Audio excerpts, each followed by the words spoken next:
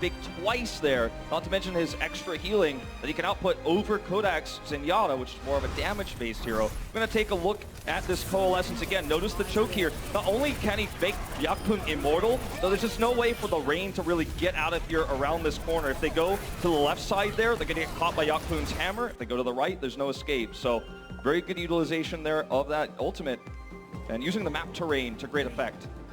Fantastically done to tie things up. Very convincing there on Sanctuary from Toronto. But can they carry it through? Can they start things off with a map 1 win here in this series? Atlanta Reign already, again, going to be pulling back, looking to shift some things up. Seems like Toronto just going to be doing the same exact thing. A lot of respect being shown from both sides, not messing around. Will be the swaps over onto the Reinhardt. Aid going to be going to the Zenyatta this time. Yeah, you never want to risk the Winston here, I feel, when you're in map 3. If it goes poorly, everything can snowball away from you from there. Point going to be unlocked, though. Atlanta able to get back first. Toronto, however, still going to be contesting. Yakpung going forward, getting nice swings in. Going to build up for that shatter, already going to be at 60%. Popo, he hasn't hit anybody. He's going to be sitting at 9% here. Yakpung can just keep playing up around this corner, get that ultimate online. 100 energy now for Ivy. Beaming his way up, trying to get that grab ready to go. Toronto do manage to snag the first cap. Popo going lower, can't make it around the corner in time. Roki gets a double kill for himself, taking down the break as well. Now the charge forward. That's going to be a grab online for Ivy, who's looking much better, much more at home here today. Yeah, Roki is absolutely killing it on this Lucio, forcing positional mistakes, knocking players into Yakpung's damage there, which is part of the reason why he's massively leading damage. Popo still sitting at the 50%, as mentioned earlier. And the Defiant now defend the point with 6 ultimates and a choke control. How can Atlanta hope to break this? Grab going to be coming down, locking up the members of Toronto Defiant, but Aid has that transcendence to keep them topped up. Counter, grab comes through from Ivy. Lost going to be the first one taken down. Bomb up into the front, double kill out for Envy as the brand, and then there it's taken down. Clean up here as they look for the wipe. Won't be able to finish off everybody on the side of Atlanta, but Toronto Defiant very much in control. The ultimates that Atlanta lead with are the Sound Barrier and the Shatter, but unfortunately those ultimates are not going to be useful here in this attack, very likely because they have to fan out into the concave that is the Toronto Defiant. They're going to take a different approach angle here, really appreciate this. This way they get Popo into an area where you could use a Shatter. If you approach from the other side, it would not have happened, but again, Roki looking for the setup. Yep, it's the boop in. Sound Barrier still going to be online. Shatter going to be coming down, locks up a couple people into the back line. The Sound Barrier will be there to keep them alive. They find the first couple kills now, going to be spilling through. 2 more left to go to complete the wipe, but Toronto at 80% now. Atlanta, can they do anything to flip this back? I mean, Roki is absolutely killing it. Not only does he set up the fight to make the Shatter there a little bit awkwardly angled for Popo, but he hits the barrier right afterwards to keep his teammates that were hit alive. Ivy looking for the flanking grab. Yeah, comes in right in behind Lair. Didn't stand a chance. The Sound Barrier comes in to try to keep the rest of the squad alive, but now the main tank going to be taken down to Fran. Knocked out. They can't get there, and that is going to be the Toronto Defiant taking Busan. The Reign may have the depth of hit scan, they may have this advantage in terms of different styles of play, but when we go to what is the meta, the 3-3, the tank, that is where Defiant has the advantage. Map 1 over to Toronto. Let's see how Atlanta bounces back when we come back from the break. The Overwatch League is powered by Intel. Game, record, stream without compromise on Intel Core i7. And by Omen by HP, the official PC and display of the Overwatch League.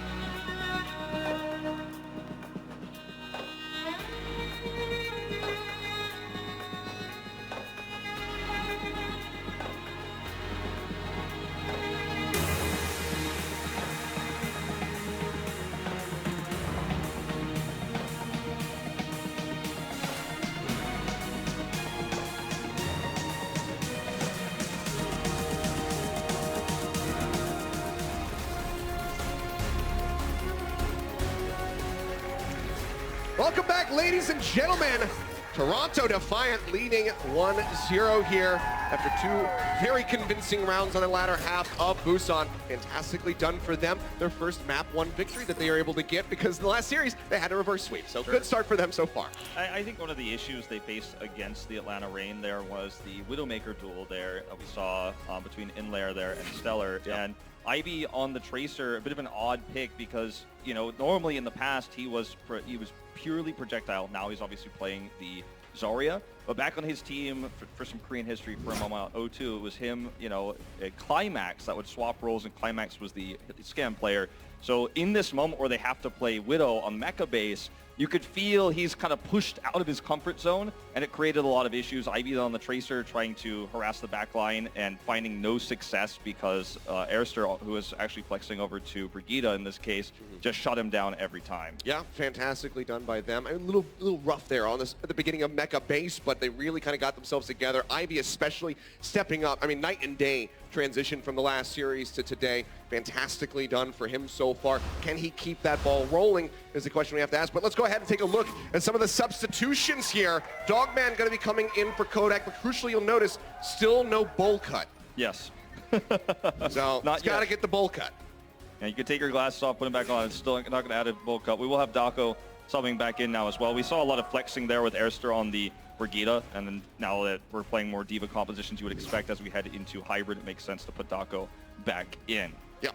So Dako and Pokpo still going to be leading the charge there on the front lines for Atlanta. We'll see if that's going to be enough for them to come up with some success, because right now it seems like, as far as the 3-3 is concerned, Toronto outclassing Atlanta just a bit. Nimbani, however, not going to be the most friendly map for 3-3, at least for point A, so maybe this is going to be some differentiation in the comps. Sure. I mean, Atlanta, if they want to play safe, they could defend with 3-3, but if they want to do something different, like put Defran back on Torbjorn on A, there are certainly ways you could run that. There's certainly compositions they could do that are going to break the mold a little bit and perhaps push Defiant out of their comfort zone, as that has really been overall the main issue with Defiant, is when they're playing heroes they're not comfortable with, and they're trying to force things to work, like running Envy and Ivy on both Tracer and Sombra against, you know, Airster's Brigitte, which ended up being, you know, practically suicidal, and Inlair was winning the Widow duel. It was just a big mess. But when we go to the basics, the fundamentals, you know, that's where they shine. And we will see, from the outset of this at least, the 3-3 for the defense for the Atlanta Reign. Yep. Not going to be going for anything too crazy, so 3-3 with a Winston. Make sure you can get up and down from that high and low ground. Flip over. A Yep. tease of the Genji, but Showed it to us for just a second, but it's not going to happen. Will just be that mirrored 3-3 coming through from Toronto on their initial attack. Let's see how they fare here. See that left side wrap around. They will be pushing up for the high ground. Defran already spotting them. Lobbing in those right clicks. Bubble. Leading the charge there is Ivy, pushing himself out there, trying to get that energy built up. Yakpung going dangerously low. They have to cut their way back, but he's not able to make it out with his life, and that's just going to be a plethora of kills spilling forth here for the Atlanta Reign. Pokpo going low, still leaping forward. This man has no limits. He has no fear. and we'll see the reset come through as Dako is demeched, but he's just going to be able to sit here. He doesn't need to jump off the side. With the setup they have, he should easily be able to remech with the time he has as well, at 50%. But really nicely done by the Reign. They've got extra mobility here for Pokpo. So there's a lot of ways they could do massive choke point damage as Defiant approaches this point. Look at the damage already done here as they come through. Yeah, I mean, Primal Rage going to be online, ready for him to pop, and at any given moment, he's going to go ahead, locks that one down. Pokpo going to be, or Yakpung rather, going to be taken out. Pokpo still going to be swinging away, looking for that kill on the Zenyatta, but the Zarya bubble comes through. Will help keep him alive for a little bit longer. The supports do get cleaned up. Dako into the back line. Manages to find those kills. They're looking for that break onto Envy's mechs, but that is a bridge too far. Unable to find it, but they can go ahead and reset. Yeah, and a lot of the resources for the Defiance attack were actually spent on Dako's pilot form Diva, and he was able to escape and remech. So they chased too far, took too much damage. And, I mean, Aid may have to Transcendence here. He actually has done more damage than Dogman, so he has that at least. Push back out, still going to be the same approach here for Toronto Defiant. Keep trying this one, but the Graviton Surge does get dumped into Friend, locking him up. 2 kills picked up for Dogman. Get rid of some of those supports, and oh! We'll be having a pause coming out here in the thick of the action. So 2:17 remaining on the clock for this Toronto attack. We'll go ahead Jump back into this game ASAP so we can see how things are going to unfold and whether or not they're going to be able to get this this cap coming through, or if it could be a full hold. Because right now, things don't look good with this similar approach that they keep trying on that high ground. Well, Yakpung is just coming with his squad instead of flanking, which I think is one of the things they could have tried to do, was to try to get back on to Dogman and harass him to pull everyone away. It's very risky, of course, because if you die in that process, then the push is over, right? Your attack is over. But perhaps trying to have him approach down the main street instead of going through the stairwell there might be a way that they could break open the point. Because as it is right now, you know, he's kind of just going with the squad. He's getting caught there. Damage output for Aid's higher than Dogman, so he had the trance first, but instead of using it to come in and look for a pick, they tried to use the safer defensive trance against the Graviton Surge. And as a result, I think Atlanta is still kind of winning the ult trade there. So we may be on our way to a full hold here, potentially, if this continues. Yeah, 2 more minutes left to go, so still plenty of time for Toronto to get those resets and come back in. We'll go ahead and take a look at a replay. Dogman picking up that 2K in the back line. Discord orbs instantly there on Naroki. Get those headshots rolling through the Graviton Surge. Those kills give him a trance as well, which he's able to use right afterwards to counter Aid's preemptive trance. So, you know, I was talking about how he was losing in terms of the damage output leading up to that point, but he certainly redeemed himself in that moment. Take a look at Stellar here, trying to remain calm. Cool and collected. Yakpung, been a very rough start to Numbani for him. Yeah, certainly has. The angle is obviously the defender's advantage, so you have to find some other way. Well, here we go, guys, back into the game. A little bit of action here for the cleanup. Bomb going to be dumped in by Envy right onto the front. Manages to find the pop onto the Fran. Envy barely gets that remix. Sliver of HP remaining for that Baby Diva, but does make it back through. 8 up onto the high ground, going to be spamming away. Toronto Defiant, looks like they'll finally be able to touch the point and start ticking this one up. Moving up for that first tick. Primal Rage still active here for Yakpung, but he's using it to exit back to the rest of his squad as they join in onto the point. That's not a terrible time bank by any means here either. We're going to see one more contest. Yep, be the rally coming through from Stellar, making sure they can still fight in onto the point. Primal Rage here from Poke, looking for those knockoffs. He's trying to find it, but he just can't quite get them off the edge. Doesn't result in any kills here at the moment. Goes up straight into the air, dropping back down, gets that leap damage in.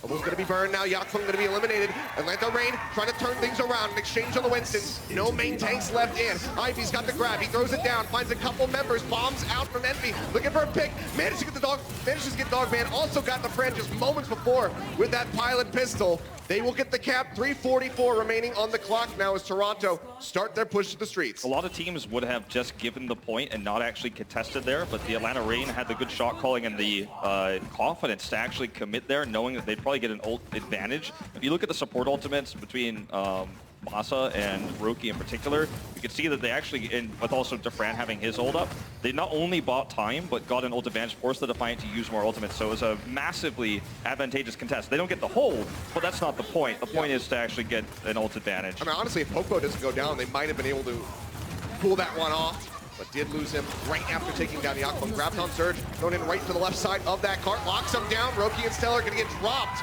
Lister swings his way, mace to the face there onto Ivy, picks up that double kill, and now Atlanta looking for that spawn camp. And you could see that's the ult advantage I was talking about. Not only does the one grab win them the fight, shut down the push, but it means that they only have to use the one, and everyone builds their ults during that Graviton.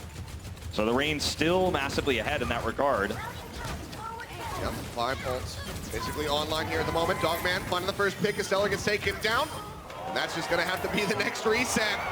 Dogman looking good in that back line. He is insanely accurate tonight. You know, you wouldn't believe it if I told you just before, but, you know, he's actually one of the lowest kills, highest deaths in Yadis in the league right now. Oh, he's trying to make up for that. Yeah, it certainly looks better today. And it does. Well, here's going to be the push forward. Akko dumping in the bomb. Shield comes up from Yakpung, denies that explosion away. Akko not going to get punished, though. Makes it back into the back. Very far forward here for the side of Atlanta Rain. Stellar does manage to find a friend. That could be the opening for them. Transcendence out from Abe. They start pushing forward. Popo going to be dead in the front line. Dogman trying to kite his way back, but he's got nowhere to go. Does not want to have to use that Transcendence. And now finally the cart can start rolling. But that was a massive time buy for the Atlanta Rain. Yeah, but the Defiant now have the ult advantage that swung into their favor. And, you know, minus the Dogman Transcendence that he's still holding, the Defiant are looking to have a pretty easy push around this street phase to point B. Bit of a disconnect there for the Rain in that last fight. They can control this high ground and wait to drop down, commit that trance once the grab comes through. Popo early with the jump down. Yeah. It's right in there. DeFran, grab gonna be online, throws that down, locks them up. They really only have the sound barrier to rely on. Roki now gonna be dropping the beat. They lose Stellar before the shields can come in. Bomb not gonna be able to find anything. Envy gonna make it back into the back, but now Yakpong gonna be punished. The cart just 3 meters away, but will get locked up. Atlanta regain control. There's only 1 minute, 5 seconds remaining on the clock. Really nice grab coming out from DeFran as well, getting value out of that. And then allowing Dogman to help clean up with the Transcendence. The Defiant, with no tools to break open the point anymore, they're going to have to hope for a single pick or Yakpung getting a shatter. But the problem is his opponents are going to have high ground, so they're not going to just walk down and give him a good shatter. Only Popo first, so he has the barrier there. Everyone who could be under threat is on the high ground right now. Toronto Defiant, they really have to make this their push just to get in the beat, pumped up that time, make a little bit more. Popo playing forward, Shatter going to be online. Shield comes up, just waiting for his moment. Oh, throws it down. Not sure how many people he caught, but that's going to be a big isolation there onto Yakpong, pooping him into the back line, and Popo will be able to scoop up the kill. Now Zarya Bubbles coming through as he pushes forward, looking for more, looking to get that next Shatter online and put Toronto in the grave. 2 kills coming through here right at the end. Toronto Defiant, 13 seconds remaining. Can they even touch the cart? Not only did Popo bait out, he was always trying to bait the shadow. Hold that thought. Roki looking for the back cast. He's in the back, but Dogman is here. Yeah, He's that's a playing duel. safety. Oh, and Dogman just assassinates him instantly. Takes him down. Fantastically done. 3.12 meters away, as close as they could get. But Atlanta do hold them up right here. Fantastically done for them. Toronto, can they have a massive defense? Can they move up 2-0 now? We're going to find out when we come back from the break.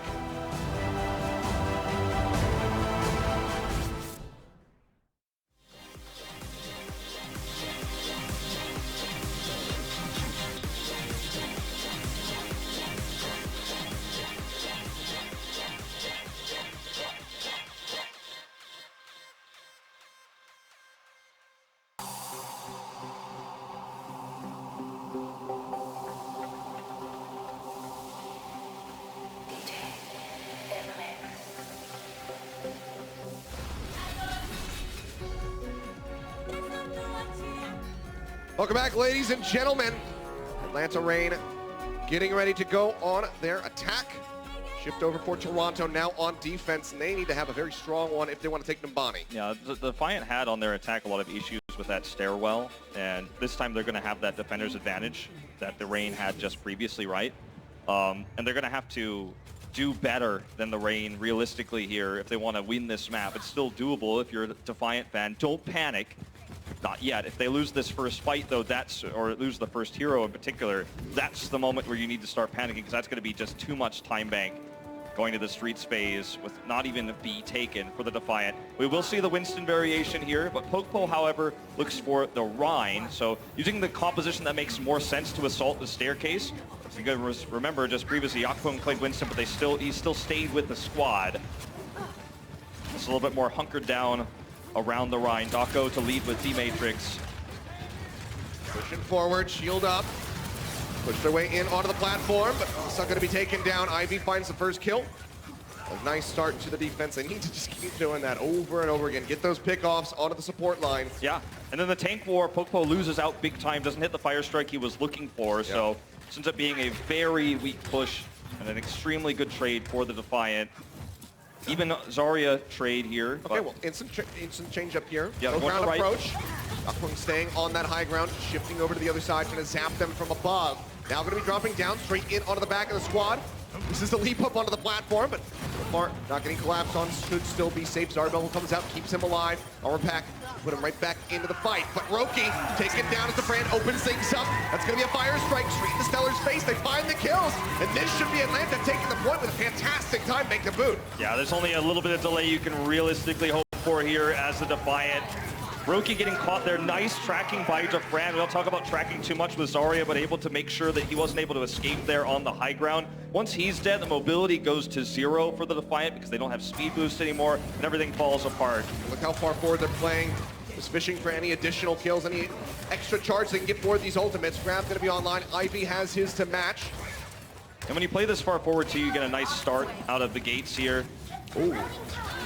Backside wraparound. Grabs on Surge, greets them. grabs out onto the carpet. They're going to be rolling away. There's no way for them to get close. Duckpunk nearly taken down, but the Transcendence out from 8 will keep him alive. Now the bomb's ready for Envy, and he would need it to be a massive one if they're going to try to keep these guys spawn camped. To the back line, Dogman will get taken down. Bomb comes through. Not going to be able to find anything. Cleanup's going to be there as Popo gets taken down. Toronto Defiant finding some success here, but the friend answers back, manages to get rid of that enemy ride. Big disconnect for them. That's going to be the sound barrier in. Push off the side. Defran goes off the side. Will be taken down now. Ursa going to be eliminated. Toronto Defiant trying to scrape by with this hold. Envy pushing forward just to hold the cart a little bit longer. Finally gets the chance to remake, but he's already been eliminated. Roki's into the back. He's keeping the cart contested. Gets that poop away. They keep pushing forward. Toronto Defiant will not adhere. Defran finally manages to get rid of Roki, but Ivy's still playing up. So it's a pretty ideal situation for the Defiant as long as they can hold, but Dogman's going to commit the trance. They want this now. Yeah, Grab's going to be coming in. Ivy getting the armor pack. Yakpunk pushing forward, and they're going to turn things around. Dogman using that Transcendence crucially now does not have it. As Toronto Defiant start pushing back. That was no support ultimates online for Atlanta. Toronto Defiant, they have so much to work with right now. That was a huge fire strike from Yakpung, but yeah, both support ultimates used there. That's not where you want to use them. That's not where you want to contest. You want to use those for getting completion on B, basically, to win this map. Bomb into the back, Envy looking for a pick. And Masa has nowhere to go. Just get taken down. Defran again. Comes up with a kill on the Yakpung. Now Ivy going to be taken out. Front line here for Toronto, going to be shattered as Envy gets popped out of the mech as well. Defran is putting the team on his back. Carries them forward, and now, as they clean up this final kill on Aroki, we'll be able to get the cart rolling still. 3 minutes left in the time bank. Very much a good recovery from the rain there. They wasted their support ultimates previously in the fight. We even had the opening kill there come up from Envy's self-destruct, but they stayed composed, turned the fight, had good target selection there. The Defiant pulled ultimates as a result because they were wiped before they could really utilize them. But still, this is just too much time in the bank right now. Going to be one heck of a defense here for Toronto if they can start it. Grab's going to be ready to go. Yeah, the friend dropping down off the top. Good takeaway there from Envy. Now it's going to be the go button for them. Pushing forward, sound barriers out. Bomb from Daco. Not going to be able to find anything, but he makes it back into the back. Now dropping down. Looks to go ahead and isolate somebody from the side of Toronto, but they're staying together as a unit, not getting broken up. Plum shield dangerously low. Now going to be broken. Daco denying away Ivy's grab. Another takeaway here, but Ivy comes up with a kill here, opening things as Urster gets taken out. Yakpung in the front, and falling as Popo gets the elimination. Shatter comes down, locks him up, and it looks like this could just be it. Clean up the kills. Toronto Defiant trying to hold on by a thread, but they're not going to be able to do so. It's just Envy all on his lonesome. No way to deny that damage out to the friend. The grab going to be thrown in for good measure just to ensure the victory. And we will have a series on our hands as Atlanta take the body. A nice bounce back from the Atlanta Reign, absolutely crushing the 3-3 on point A despite the loss there on Busan. They come back. Dogman hyping up the crowd here. Well-deserved. One of his better Zenyatta games, absolutely. Fantastically done. 1-1 the scoreline. The Game 5 dream still alive. Let's see if we can get there when we come back from the break. The Overwatch League is brought to you by T-Mobile. High ground or low ground, T-Mobile has you covered. And by State Farm. Whatever life brings your way, State Farm is here to help life go right.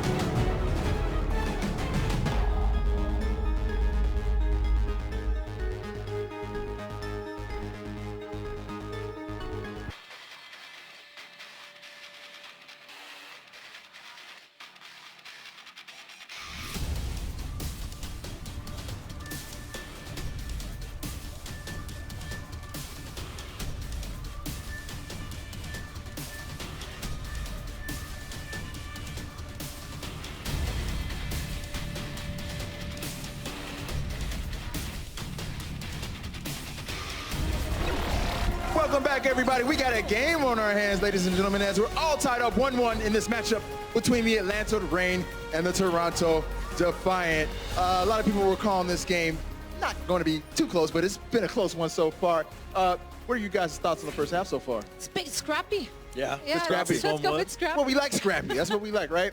Now, Zoe, I remember in the pre-show, you said a couple of things about the Toronto Defiant support.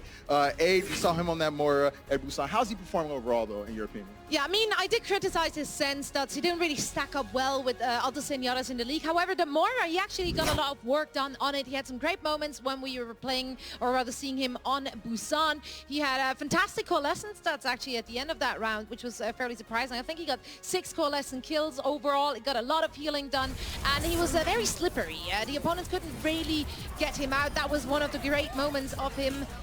Lots of damage, lots of healing he is putting out. And I do really think that Aid and Roki did step it up this time. Here is the stats card. So we do see that he only had 2 deaths. Yeah. A big takeaway for me, I think, for Toronto themselves as well, is that they do play triple tank, triple support, honestly, pretty well. At least compared to the way that Atlanta was playing it in the first map. But then things changed around as we moved in a little bit later on as well. And I think a big part of this was, in particular, the Zarya play was stepped up to a degree by both these teams. Because we had complaints early on as well in Toronto's first game. We weren't too impressed with Ivy as a player, actually, with some of his Zarya plays in general. His gravitons were a little bit iffy. Same with DeFran. He had some of the lowest stats in the league when it comes to his Zarya play. And we have seen him step up, actually, quite significantly from both these players in that regard. And I think that was one of the big major turnarounds for Numbani, is DeFran actually playing relatively well, despite that his highlights might not show otherwise statistically. He was playing okay, and he did manage to bring it back against Ivy. And you know, we had question marks of Ivy. I know he was Mitch Leslie on Twitter. You know, Mitch called out a couple of his graviton surges. Ivy, there was a little spice. Ivy fighting back. Yeah, you know how it goes. But I mean, at the end of the day, I have been impressed by the way Atlanta have managed to turn this one around in their favor and end up winning out Numbani. It's very rare to see teams end up full holding people in the streets phase of Numbani. You never see that realistically. Let's take a look at the stat card right here. Oh, man, it looks like Ivy's doing a good job staying alive in comparison to DeFran. Yeah, exactly. And this is, again, a bit skewed because of the first map on Nepal was, on Busan, I should say, was so one-sided to the side of Toronto that the stats do still favor Ivy in that regard. But because he stepped it up so much, honestly, it is impressive that it is even in my eyes now. That tells to me that DeFran actually had a decent game in Numbani. All right, well, guys, I'm a believer in giving everyone second chances, so do either of you want to switch your pick from earlier now? No. We're all knotted up here, but no, I'm good. I'm good with mine. You know how I usually switch my picks, you know? Yeah, like you do. always, actually. I'm sticking with my guns here, genuinely. I think Toronto Defiant, I do see potential in this roster. I think that they've got a good coaching support staff behind them. Genuinely think that they can take this as well, but it is incredibly close. I knew it was going to be close, you know? It was pretty even when I made my prediction. All right, well, it's been an even match so far. We'll see who comes out ahead right after the break.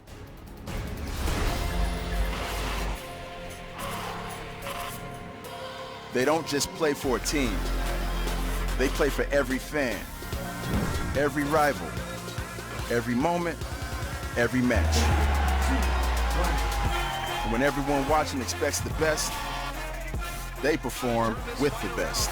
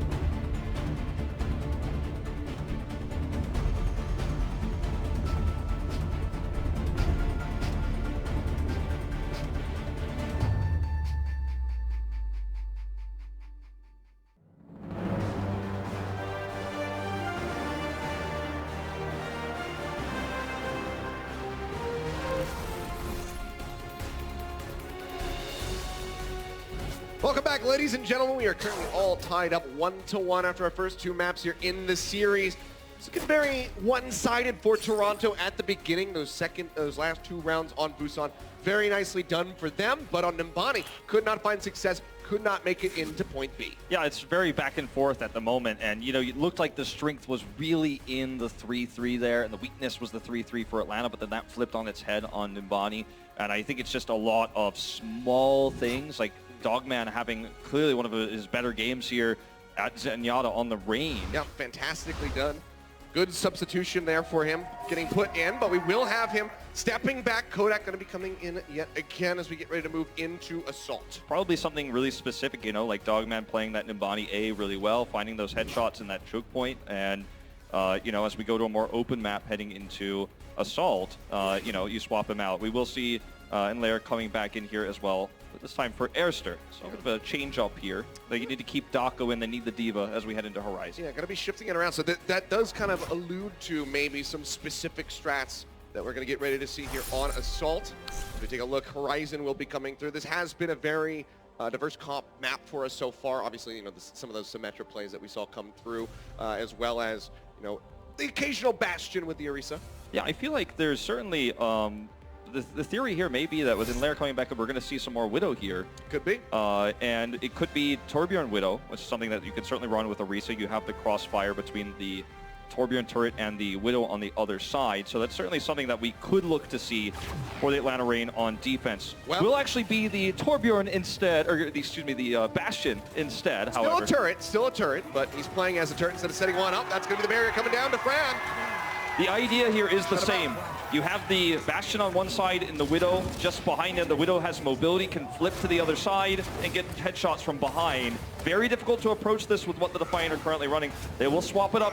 Reinhardt Zarya is going to be the go-to here. You're going to have to somehow get in and crush the Bastion while taking headshots from the Widow. And the worst case scenario, too, is when you finally kill him and you trade, he gets res. That's what the Mercy is here to do. Not only that, but boost damage, excuse me. Yep, looking for the shots already. Very far forward at the moment is Dako. See the crossfire. That low ground. See the crossfire here. 2 different angles. They have to protect that. Reinhardt shield isn't going to last very long. They're going to have to take the outside path. Dako can track them very easily. This is just tons of time thrown away here for the Defiant. And even when they enter, already the repositioning of the Atlanta is going to make it difficult for them to get through. Yeah, shots starting to come through, but they make their way down the staircase in onto the point. Now this is where things can get a little bit messy for Atlanta. They need to get the Fran set up here onto the high ground. Barrier not really in the best position for him. 1 tick already going to be gained for Toronto. Finally makes it into that turret form. Picks right back up. They do force him off for a little bit as they go for that high ground approach, trying to disrupt this Bastion. Pushing forward, Zarya Bubble going to be used. The pin's going to be there. Yakbum takes him down. Now back over onto the point. Rez will come through, however. Start ticking up. Second going to be grabbed. The Fran back into the mix, but can he get set up again? Right here into the front, Coalescence burning away at him. He's still sticking through with the turret form. Mokpo going to get taken down as he drops in. Now Dako going to be eliminated. Configuration tank is ready, but he needs to destroy this lineup for Toronto. Only managed to find 1 as 8 does get eliminated. Seems like it might not be enough pushing forward. They're still keeping this one contested. Masa there with the Valkyrie trying to buy some more time. Defran will be eliminated. Ivy pounded him down. The Battle Mercy goes in, but Ivy will go ahead and pick up a triple on the back end, eliminating those supports. Now 6+ minutes here in the time bank for Toronto. It looked fantastic. Such patient play from the Defiant, wrapping around there, getting that pick onto Defran. Still sticking with this Bastion. In fact, here, very unusual to see this on B. They're going to bring in the Mei here as well. And Lair subbed in potentially for this reason here. Not only the Widow now, but the Mei. Going to make it very difficult for Toronto to get a positional advantage here because of this wall. Now they're trapped. Yep, forces them back out here. But Crab going to be online. Pushes their way in. Envy just going to take it out of the mech. That could slow them up for sure. When you do a lot of damage but don't get kills, you're also feeding support ults over to the supports on the Defiant too. We're about to have 2 of those. That could be how they break through on this high ground. Yeah, all the way into the back. Wall's going to be coming out. Boops him off the top. Fantastically done by Dako. Disrupts them completely. The grab does come out. Masa will be taken down. Envy find that kill. Goes in for the remake. Will be able to make it back in. Bombs out. Manages to find Roki. On the Defiant, still trying to play forward, but they haven't gotten in onto the point yet. Lair goes into the ice block, trying to stay alive. Popo getting shipped lower and lower. The Blizzard's going to be coming through. Freezing him up. Yakbung locked up here onto the point. Finds him time and time again. The Fran gets the double with the configuration configuration tank. Rez back into the fight, and Toronto Defiant are not going to find anything on the first attack. There's an insane amount of sustainability in what Reign is running. They have the res for these tough-to-kill targets, including the Orisa, by the way, which is very tough to take down. Then it just comes right back up. I'm going to take a look at Defran's damage output here as well from this high ground. Envy comes in, uses Matrix, self-destructs. He's going to tank his way off, and he's got a huge angle to just blow them away. No way out with the Mei wall there as well. Super intelligent strategy for the Reign. This is what we expected to see on this map. Rinse and repeat. And now Toronto Defiant has to somehow build ultimates again here while they're taking pot shots. Fish in the barrel, quite literally here. Yep, disconnect there from Envy. Let's use the boosters to get back over the wall. Again, going to be thrown up. Yakpun completely isolated. Fantastically done. And Roki is still going to be committing the sound barrier to the fight. Ivy's just going to get burned down. Roki finally goes forward and manages to get rid of the Bastion, but the res could just come through from Masa, and it will. Now Aim's going to be taken down. This strategy from Atlanta Reign, Toronto Defiant just not ready for it. And when we saw that Toronto Defiant have nerves last week, you know, this is the kind of strategy you want to do against a team that is going to fall apart and crumble. Isolating Yakpun, ruining one of his shatters, quite literally sending his shatter to the low ground. That first push, second push, isolates him, kills him again. Roki having trouble there, trying to save him, but getting stuck on the wall there. Sound barrier is just a moment too late. And the Defiant still don't have those crucial ultimates they're going to need here when tank configuration's already up. When these players get isolated once again by another Mei wall, Defran is going to pop off. We're going to see it again. Here we go. And luckily they have this tiny little corner to hide in. Envy still taking so much damage, nearly gets popped out of that mech, which would have just been an end to the They push. need to hit this before the Mei wall's back up again, and they're waiting too long. It's too late. It's going to happen again. We're going to watch history repeat itself. And this time there's going to be the Blizzard getting ready to come through as well.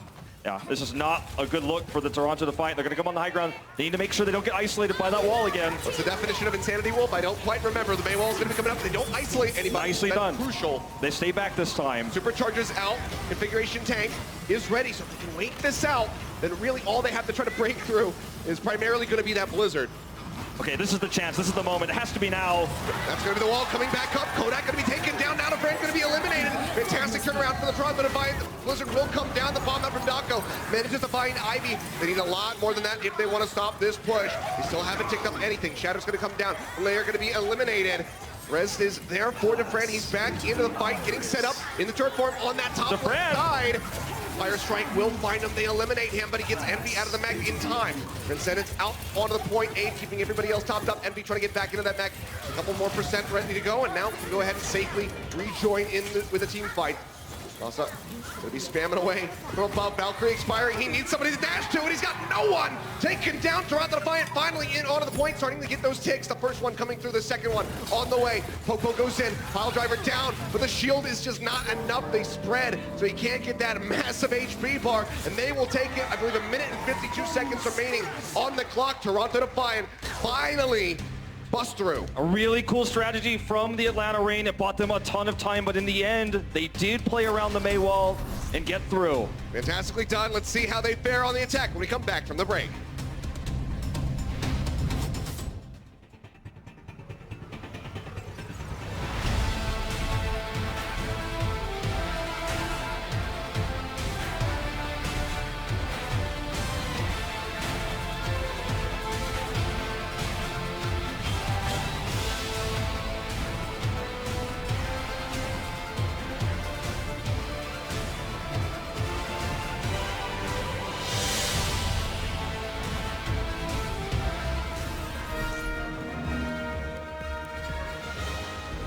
Welcome back, ladies and gentlemen. We are halfway through Horizon, or well, maybe halfway through Horizon. We know how Assault works. You never know. Go on for You a never while, know. as long as there's time in the bank. Not much time left in the bank, though, for Toronto Defiant. They were very much held up by that composition coming through. The Torbjorn with the Mei, the Orisa on that point B defense. Really well executed by Atlanta. They did finally bait out the wall and to make sure that they were not caught or split by the wall. When they were grouped together as 6 after the wall went down, they had a speed boost available and a grab available. Defran was the target, and yes, reses can come through, but when your entire team is on top of the res target, I mean, Defran is going to be resurrected to die again in moments like that. do have to give Atlanta proper credit for continuing to buy a lot of time. Actually, after the strat was over, Defran got back onto the high ground, and I did also appreciate the solo shatter there onto Inlayer as well to make sure he couldn't get into his ice block, because if he gets into ice block, then suddenly Atlanta has a chance to stabilize.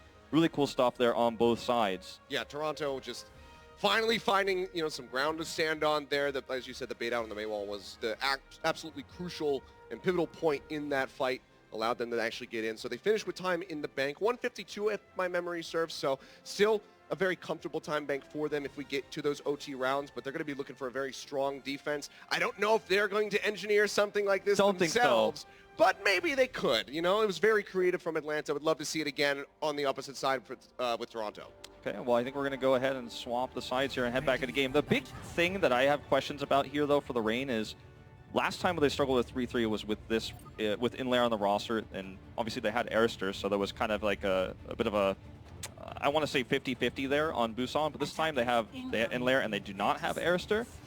So running 3-3 is going to be very challenging. It's great on the defense when you have opportunities to run different strats, but in terms of attack, you kind of have to go like a little bit full China, I feel like, if you're running these players for the Reign, because you don't really have a solid 3-3 lineup. And that's a problem. So, you know, they could try to run this Tracer, for example, that they're highlighting right now.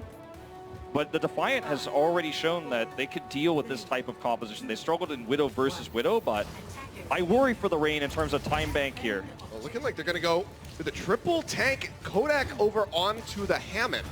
But, okay.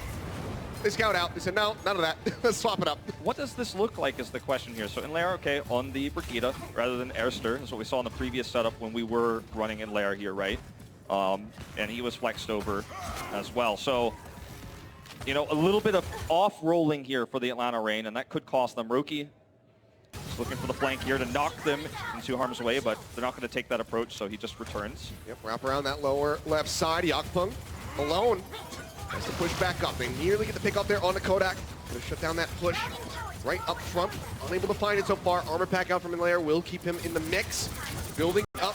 Getting that Transcendence online very rapidly. Nearly at 75%. Yakpung almost going down. Leaps over to the side. Tank line here from Toronto. Very battered at the moment. So first tick going to be gained for free for Atlanta Reign as they make their way in onto the point. Toronto Defiant, they have to get in there. Bubbles out. Yakpung goes into the back line. Looking for a pickup, but Kodak just takes him down. Now Transcendence going to be online. This could just be a first attack push here for Atlanta Reign to get the cap. And it looks like that's exactly what's going to happen as Toronto just gets swept under the rug. They totally shut down Yakpung. There was the focus there. And Larry, you know, we were saying we might have questions about how does the Brigitte perform in this case. Absolutely no questions about it thus far here on their first attack. He gets the stun. Kodak's there set up to focus him down with the rest of the team. The Discord Orb is there. Once the main tank is gone, the fight is over. Atlanta Reign could get a double cap here in an insane time bank with the ultimates they have. Well, they're going to be looking for it. Bomb's going to be out. Dako trying to find that pick. Unable to find it. Shatter in. On the back. Does find a lot of members, but 8 is there with the Transcendence to keep everybody topped up. Playing forward onto that corner. Trying not to surrender anything else. Grab going to be eaten to Fran. Has that one taken away by Envy again. Answering grab coming through. The Transcendence is there from Kodak holding it for this moment. Now Sound Barrier dropped in. Matching Roki on the opposite side, but Inlayer still going to be taken down as Stellar finds the first kill. Yakpung getting closer and closer to that shatter. 84% as Popo gets dropped. Seems like he'll be able to build it here in the fight, but should not need it as they go ahead and clean up Atlanta. So they do push them back, but tick going to be gained, so not the worst first attack here on point B. You know, last time we saw the focus on Yakpung, there was really good coordination there. This time in a more fair fight, Ivy gets high energy. That's one of the things he's been able to do very consistently. You know, the grabs have been hit or miss, but in terms of bubble management, maintaining high energy and doing damage in fights, not getting caught, he's got low deaths as a result, and he wins them this fight. He's ready for another grab in 30%. The Reign are going to have to approach this with no support ultimate, so this is a scary time. This is very likely not going to be the push. This is an eco push, as we call it, to build ultimates. Let's see, 5-13 on the clock. 1 tick gain, still very healthy for Atlanta. Push their way forward. Poke leading the charge. Shatter's going to be good, but again, the Transcendence is going to be out from A to keep everybody alive. Grab comes in, and Envy shuts it down again. Can't get anything, it would seem. Envy denying time and time again. 3, I believe, here on the day. Taking those grabs away. Defran gonna have to kite his way back, trying to stay alive. Gets stunned up right at the end, and Roki will be able to scoop up the kill with a right click. It would have been huge if A did not use the Transcendence there as well, because they'd be holding that for yet another grab. We'll see if he can maintain the damage output required to get another one before Defran gets his. And I think what you really want as the Reign here is to be careful with your support ultimates. If you use these early, then to approach the point, you're really going to have problems. Your time bank is going to go down significantly if you fail. Very risky to do that. Oh, rally will be out from both sides. Bomb thrown into the back. Dako looking for the pick with the shield set from Yakpung. Is everybody alive? Grab out from Ivy, locks him in. Still not finding the kills. Bomb straight in on top of him, and Envy will get a double. Pokpo and DeFran both say goodnight. You're taken out, and that is just going to be another nice defensive hold here for Toronto. And that was my fear, right? In this moment where DeFran does not have a grab, they commit the rally to approach the point. Then we see Dako somewhat carelessly toss out the self-destruct. Defiant was easily able to shut that down. Stellar also with a really nice shield bash there to make sure that it was safe, that, you know, we did not see a charge from Pokpo to open that up. And now they don't really have any tools, so we're talking about a lot of time that's about to disappear, barring an outside pick here from Kodak or Pokpo. See if they can engineer a push here, or if it's just going to be some ecos coming through. Look at Ivy on the high ground. He's just doing so much damage with his right clicks alone. Just trying to lob those right into the back line. He'll be dropping down, needs to build up that energy. Bursts his way up to 70, pushing forward, looking for the kill there on a Pokpo. Not able to find it, the sound barrier will come through to help keep them alive. Shatter's gonna be out, Ivy locked up, but no one able to push him far enough forward to capitalize on that for a kill. Marathon Surge gonna be locking them in, looking for the kills. Still managing to stay alive, however, no one's gonna be dropped outside of Dako's back, but as I say, that Pokpo will be taken down. Stellar up into the front, dangerously low. It's playing with fire, but it seems like he will be able to stay alive. Shield up, bounces back, keeps himself in the fight. Kodak does finally manage to take him down, but will get punished for that. And then Lair uses the rally there. You know, you could use rally before a fight, which is normally how it's used to approach, but you can also kind of use it as a pseudo sound barrier to try to give you some extra armor and sustain through the fight. That was the idea. That's why he used the rally there. But because they failed to get another tick here, the fight is a wash. Toronto massively gets more ults while they stick around, and now he doesn't have the rally. The armor is going to fade here, so you know, small mistakes here for the Atlanta Reign are paying off in big dividends for the Defiant when they punish. Their way forward, decent tags there onto Ivy, hiding behind the pillar. Kodak chunking him out as much as possible. Managed to build up that Transcendence in the last fight. Still has that one ready to go. Pokpo looking for that shatter for the grab. We'll go ahead and lock him into the wall. Envy throws in the bomb. Opposite side of the pillar from where you kind of want it, but doesn't really matter because Dako's not going to come up with anything with his bomb either. Now Toronto Defiant pushing forward, looking for those build-up ults here for Ivy especially. He'll manage to find Pokpo nearly to 50% for the next one. And if we go back to those support ultimates being used earlier, now look at the advantage that Defiant holds. They have a trance and they have 86% of a sound barrier. The one moment where DeFran could commit his ultimate, they're already down on time bank. The one chance they're really going to have in the next 2 minutes to win a fight, you know, with that ultimate, Defiant already has the answers. And during those ultimates, Ivy's going to build his. He's going to have the second grab. This does not look like a winnable place for the Atlanta Reign. They've got one shot at this. Toronto Defiant looking good at the moment. Already have that time advantage, even if they cannot stop Atlanta Reign from capping this B. Shatter comes down. It's looking pretty good, but Aid again dodges out on it. Has the Transcendence. Now the sound barrier is going to be coming through. Both sides going to be matching. The grab dodge surges out from DeFran, but still no kills to be found for Atlanta to break their way in onto the point. The single tick, all that they have at the moment. Envy getting burned down. Will be knocked out of the back. The grab dodge surge comes in, but it only finds DeFran, and Kodak is there with the Transcendence to keep him alive. Now Yakpung taken down. DeFran finds the kill. Rallies out from Stellar as he desperately tries to keep everybody else alive and be going lower and lower. The cap nearly just coming through. 50 seconds remaining. Shatters out. Ivy gonna be locked up rather. Poe has the shield raised. They have to keep this one contested, but now Stellar, Roki, Aid, all the support's gonna be eliminated, and the tanks do not stand a chance. Swap over from Yakpung, instantly locked up in the grab with the friend built up, and they will be able to get the cap. Very close call there. Absolutely nuts. They do make it happen. They knock away Ivy there. He misses his grab because he's displaced by the whip coming out from in layer. Very impressive stuff. Sliver of time remaining in the bank there. Let's see what these guys can do in OT when we come back from the break.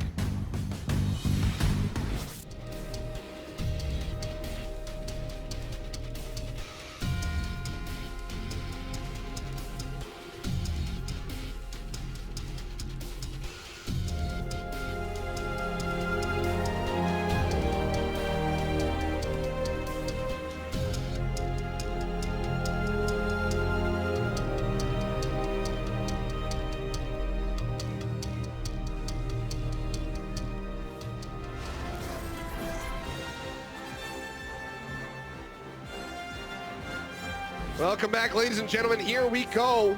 OT on Horizon Lunar Colony. Go ahead, take a look at some replays here. The shatter, absolutely huge from Pokpo. Yeah, that's a big one. Time and time again from Aid.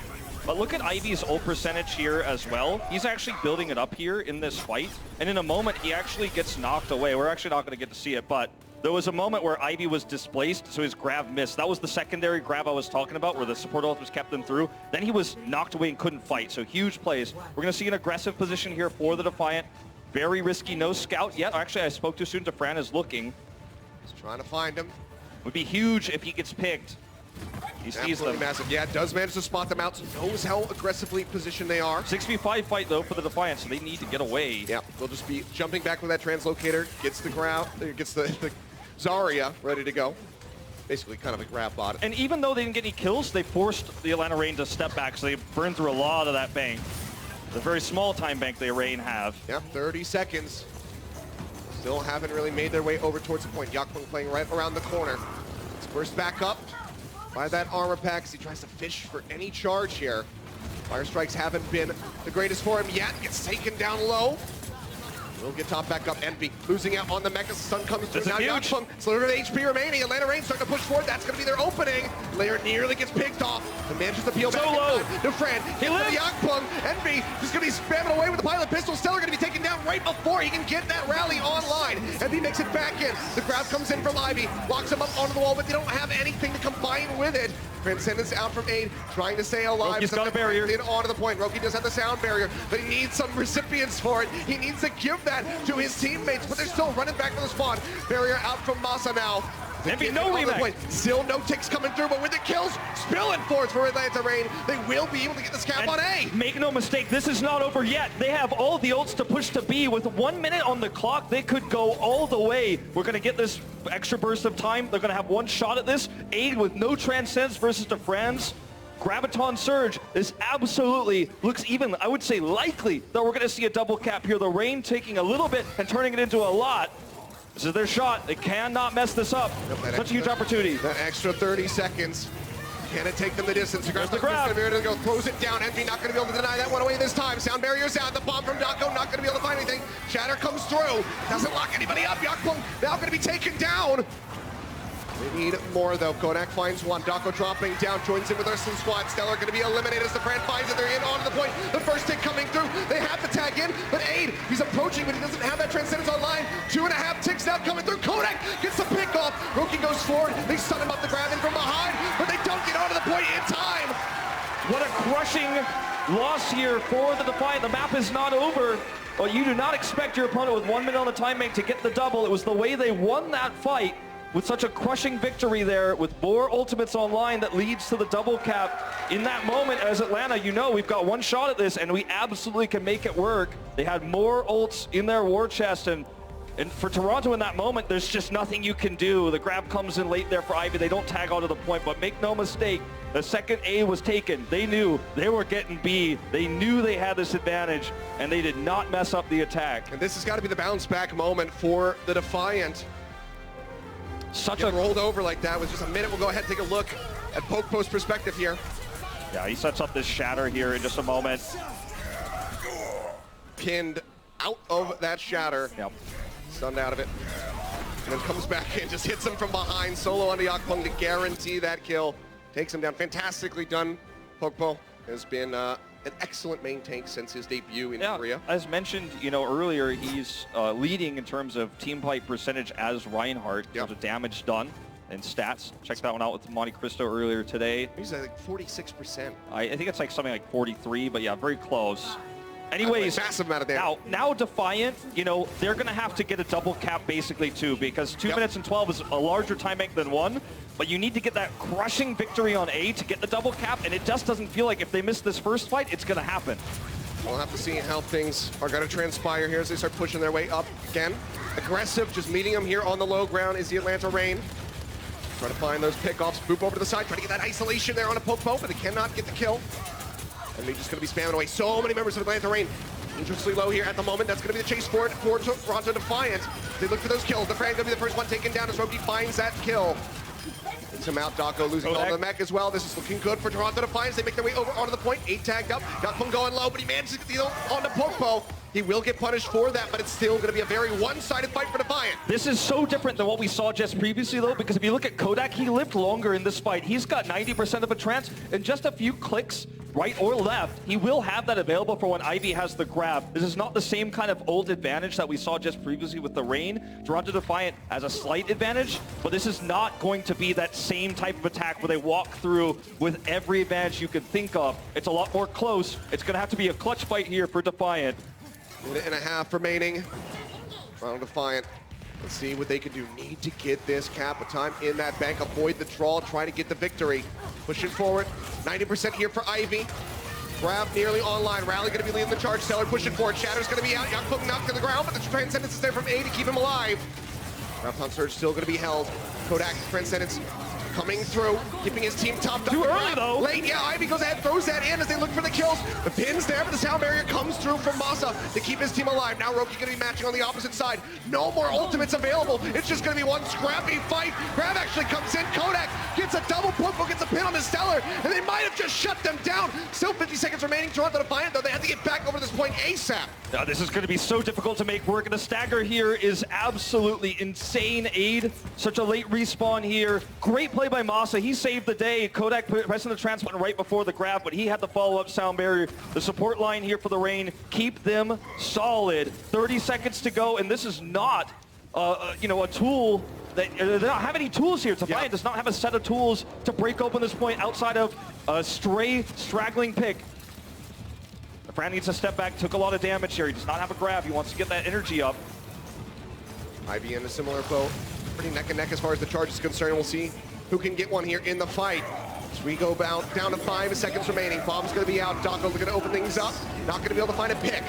Got it from Popo as well. Not going to be leading to any kills. Transcendence used by Aid. Now a rally going to be out. Grab going to be online for Defend. This could be the moment to shut them down. Grab comes in. Transcendence going to be expired. Just looking for that rally arm, but to try to keep everybody alive. And in the fight so far, it's going to be working out. Now an answering grab comes through, locking up the members of Atlanta Rain. Blair going to be taken down. Yakpung drops the hammer. Finds a lot of members to get stunned, but they need the kills to follow up. It seems like finally they will be getting them, but they have to stay in onto the point. Atlanta Rain will have a chance to delay this. The first hit coming through. Toronto Defiant. Can they hold this all the way? Swap over onto the Tracer for Inlayer. Waiting, biding his time. Pushes through, locked up instantly. And that's going to be the cap.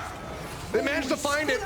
4-4 here on Horizon. Very, very close call, though, and absolutely clutch plays by Ivy. Really managing that energy well, doing the damage required there when they didn't have ults. These 2 points were taken completely differently. For the Rain, it was the ult advantage they had to steamroll the double cap. But for the Defiant, it was a hard-fought battle where they had to use the mechanics alone to win it out. And it was Ivy all the way there, despite great performances from the supports on the side of the Atlanta Rain. You and I were talking about how this was going to be a great series, and I mean, it has absolutely delivered thus far. Back and forth on the first 2 maps. Now we're 4-4, tied in overtime as we head into our assault map.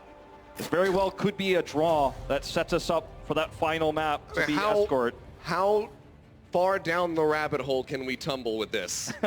4-4, a minute remaining. These guys have already proven that the low time banks don't really matter. Sure. They've been able to get those caps coming through. Will be Rain attacking first, so setting the precedent here again, despite the equal overtime there. And that means that if they get something, you know, if they are able to do it again, do something crazy, they have this advantage that afterwards they can trip them up with defense, they can run the Bastion again. There's so many opportunities. So yeah, I think you kind of have to favor the Rain here if we're going to a 1 map rather than the draw. Will be 3-3 to attack, though. Can they make the double happen again? Gonna be looking for it. Same amount of time. It looked good at doing it last time out. Let's see if they can replicate that success. Toronto Defiant playing up here onto the high ground to start.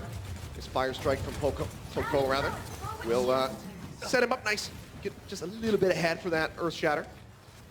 Wrap around, still playing up top. Seems like Toronto maybe gonna be matching them. The fire strike through from Yakpung gets a lot of mileage from that ult. Yeah, big one. Oh, nice knockoff, though. High ground to the Rain. Disrupts him, but can they get the kills? Yakpung right now going to be isolated. Another boom. Gets stuck on the corner, and he will get taken down. Dako moves forward with the Rockets. Manages to find the kill. And this could be cleanup, and if they go down right now, this is just going to be Atlanta being able to get the point. Looks that way. Kodak finds Aid. Ivy going to be taken down. Envy popped out. They're going to do it again with 5 seconds remaining. Get that extra little 30-second bump. No what's necessary, and again, looking fantastic. Atlanta Reign, can they get the snowball? It's similar, though, to what we saw when Atlanta, had their defense after Defiant's attack. Once again, Aid has 80%. There's a tiny window here. It is razor thin. But Defran can hit this before the trance is ready, but he has to be aggro. He knows it. They can track these ultimates. These are pro players we're talking about here. Yep. Fire Strike gonna be denied away. Would have given pull. That Earth Shatter. He misses the window. Yeah, swings coming through, going lower and lower. Shatter comes down, catches him from the side, but Aid has the transcendence, but it doesn't really matter. Roki and Seller both gonna be eliminated, even through that Sand ultimate. Graviton Surge coming down, looking for the bomb. Dako gets rid of Envy. Yakpo taken out. Atlanta Reign in on the point B again in double OT. Looking for those 6 points here on Horizon, and it seems like they're gonna be getting it. Roki getting booped back, tries to tag in, but gets taken down. Ladies and gentlemen, we'll just keep on rolling through it. Insane pick by Kodak. That is what gets them B. Otherwise, they did not hit the window I was talking about where you can hit Defran's grab before the trance is ready for Aid. And Kodak coming out with that pick on Roki means they lose half their sustained healing. The fight is basically over in that moment. In this mirror matchup of 3-3, insanely sustainable comp with high damage output on the tanks. That's why it's triple support, right? Tanks do a lot of damage. They've got high health pools. Supports do a lot of healing. That's why this is the meta. But when half your healing is gone because Kodak gets that headshot, it's all over. He hits it right before the trance is able to save him. And then the Reign does it again. 2 different types of double caps. The first time with a massive ult lead. This time, they're able to do it with a single pick from the Stars and Yada player Kodak. So now, with a Defiant, this is what I was talking about. If you get the double cap, you could take a risk here. Yep. You could change it up. They're you can try put it the again. Bastion, and this is very difficult to break. And if the Defiant do not run 3-3 and scout this late, they are going to be in big trouble because this is 1 minute at a time we're talking about. This is not a normal attack. Here we go. Making it happen again. We saw Defiant struggle against this the first time out. It feels like that was another series now. I know. They're so far in to Horizon. 6 points capped for Reign. Defiant going to be trying to match them. Correct composition here for the Defiant. They identified this early. You can see it's already scouted out by Roki. Will they stay? They have to make the decision now. They're going to swap. Okay.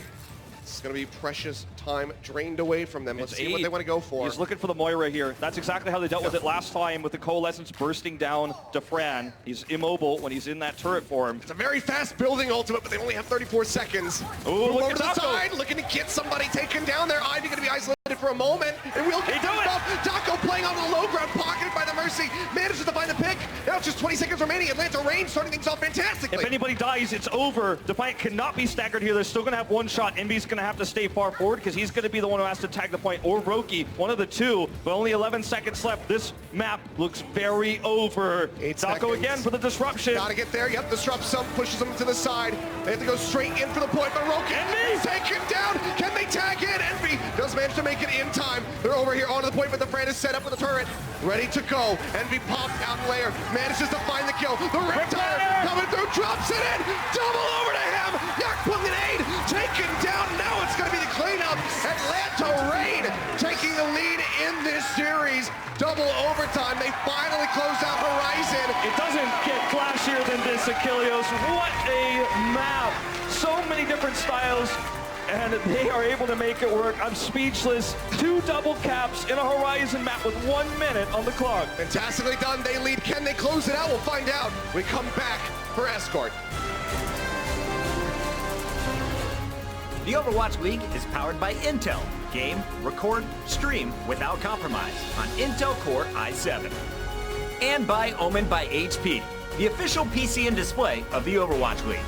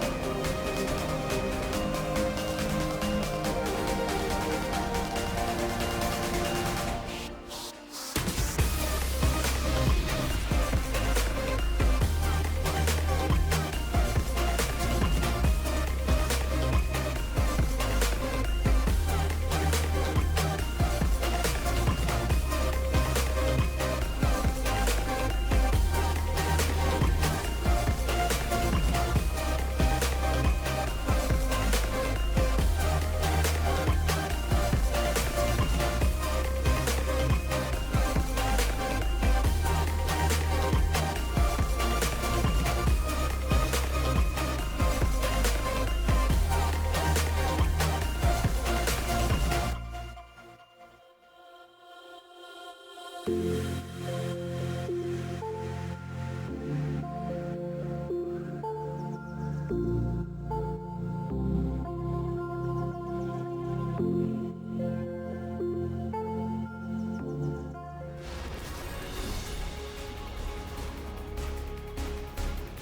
back, ladies and gentlemen. Atlanta Reign taking the lead here in this series, 2-1 after double OT on Horizon Lunar Colony. They were able to close it out on the back of that very interesting composition. The Bastion coming through with the Widowmaker, then the swap over onto the Junkrat as well for that Riptire right at the end of finish in style. Fantastically done by them. 2 1-minute overtime caps, double caps, mind you, on top of that, and Kodak just getting that pick that they needed there.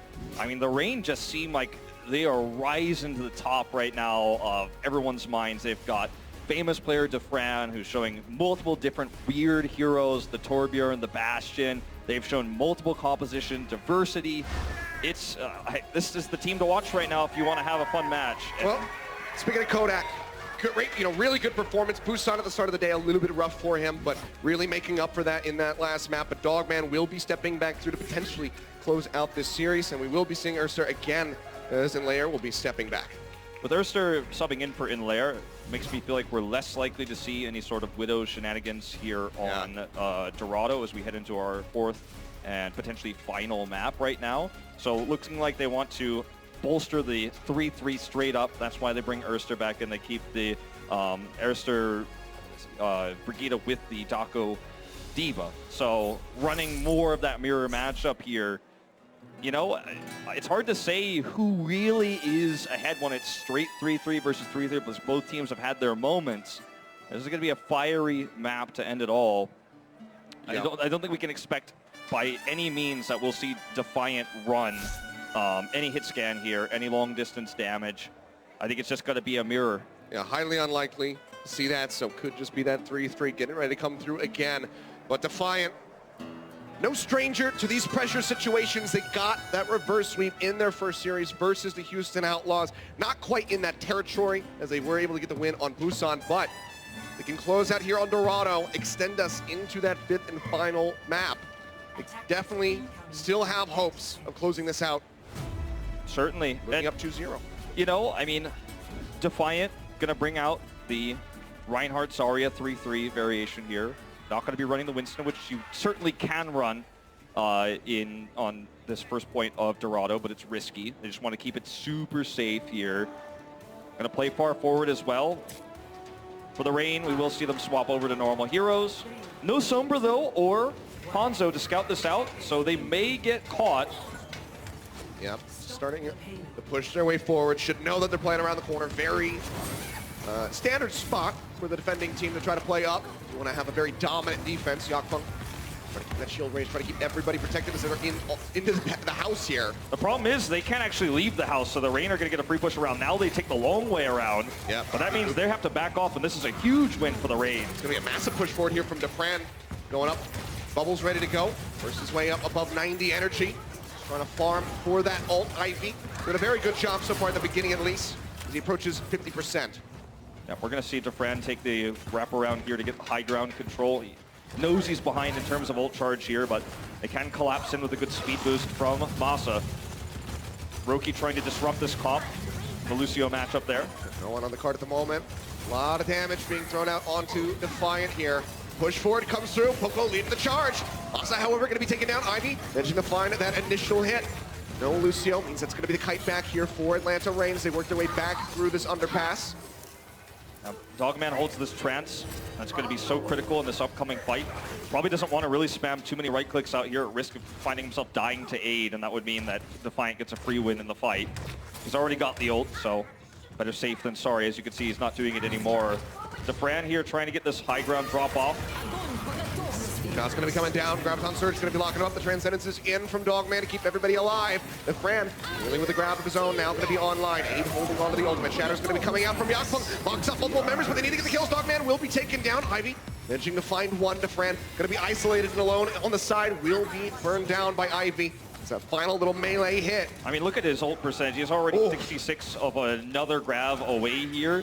Dogman used the trance, from his perspective, correctly to get them into a position where Defran could actually win that fight. But Aid using his later meant that they had that extra healing. Ivy's grab was going to be more successful, and now he's going to have another one. And this is where famous Zarya Hoon would always hold, right? For those, you know, following since the beginning of competitive Overwatch, in this choke right here is one of Zarya's best places to use a Graviton Surge. That's why they have to go around the side, knowing Ivy has all that ult charge. Still going to be that choke at the staircase, so they have to play this one very carefully as Ivy's just going to keep lobbing those right clicks in.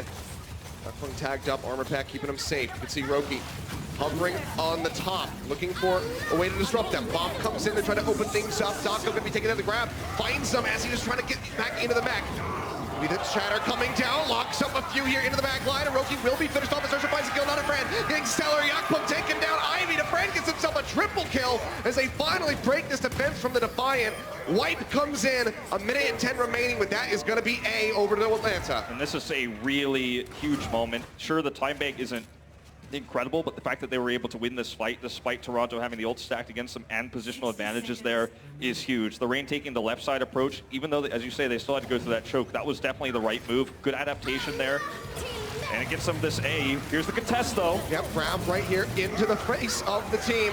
Poco finds a nice charge as Roki gets taken down. Now no main take. Poco gets that fire strike onto Ivy. It's going to be another back-to-back team wipe here for Atlanta as they get the completion. Yeah, that was basically Defiant just trying to buy a few seconds there. They also forced out the grab from Defran.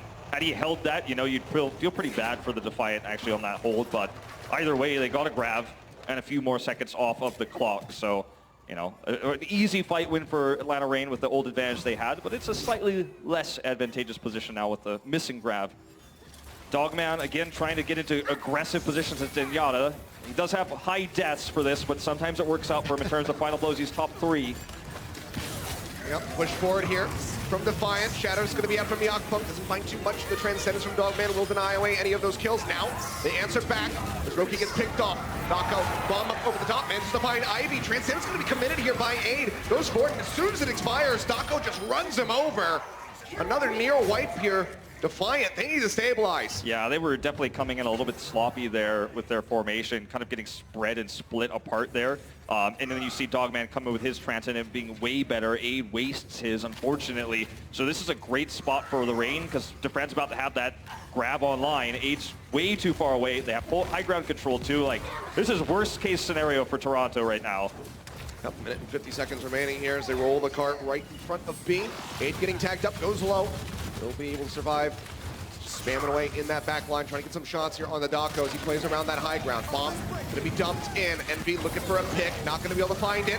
Puts it back into the mech safely. Shatters out from Yakpunk. Pitches a few. Dogman in the back. A sliver of HP remaining. The boot up with Yakpunk trying to stay alive. Grab comes in, locks up two. The pin is there. Ivy's dead. And it's looking like another wipe here at the hands of the Atlanta Reign as they roll their way into B.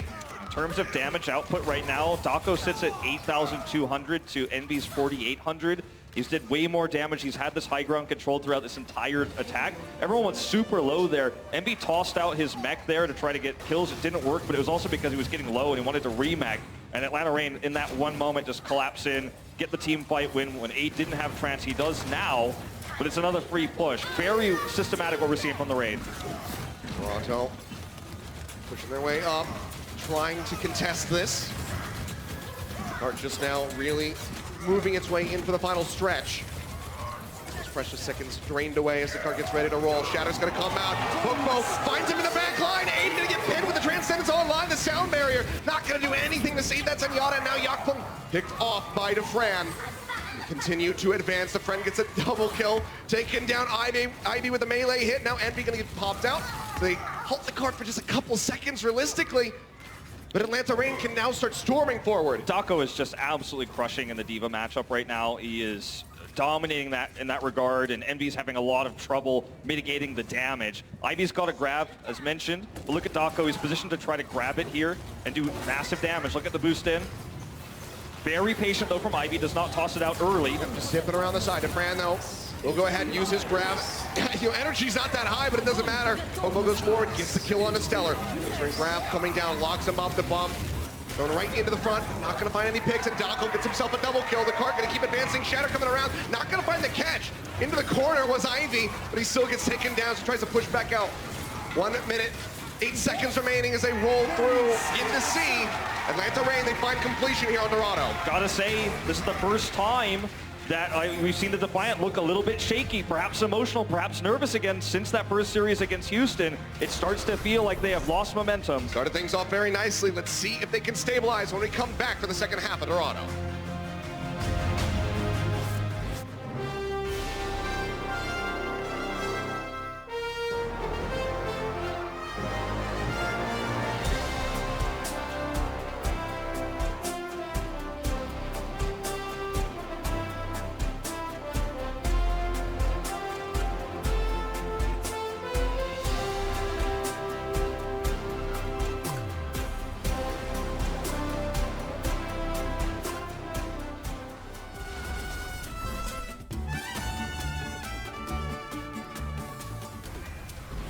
And here we go, ladies and gentlemen. Atlanta Reign able to get completion on Dorado with 1 minute and 8 seconds remaining.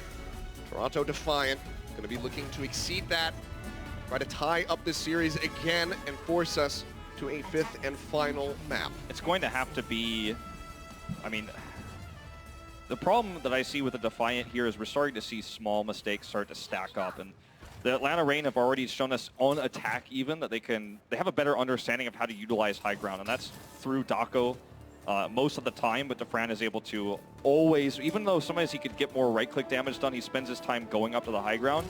Defiant now have to attack into this high ground position where it's just default given to the Atlanta Reign. Given that they've done so much better in this first point, I don't know if Toronto can really come up ult advantaged here as we move into the fountain area. We'll find out. DeFran here onto the high ground so far. Will drop down with the rest of his squad, pushing forward, trying to get that energy built up. Back up over the top. Popo here on the front lines, getting tagged up. Yakpunk trying to push forward, trying to get a punish there onto the enemy Reinhardt. Unable to find it, but it will just be the kite back into the marketplace here for Atlanta Reign. Not going to be overzealous, playing safe. Yes, DeFran. Wrap around though. Again with the wraparound on the high ground, he's going to look for some big energy damage done from behind. Look at how Defiant has kind of been ping-ponged back and forth here. They're losing time as a result. And here they go, coming through, once again dropping down. Yep, the drop down. Look at the pick off. Roki in a really awkward spot, but self-safe rejoins in with the rest of the squad. Stun there, Popo so very low, but they cannot capitalize on that kill. Ivy going to be taken down. Exchange on the Zarya so far. He follows up into the back. Roki looking for that displacement, but he's going to get stunned. Urster will find the kill. Transcendence out from Dogman, just keeping everybody topped up as they go ahead and maintain control of the cart. Only going just a little bit past this underpass. Yep. This fight done all completely without DeFran on the Zarya. He's way far away, just trying to get some right-click damage done. Very impressive stuff here for the Reign so far, and Defiant, it's looking like they may just be fully held here. If they can't break through with this push when they have both support ultimates, that is their best opportunity. Positional disadvantage with the high ground, but they're going to need these ultimates to get in and onto the point. There's the rally. Yep, rally starts things off. Bomb going to be coming out.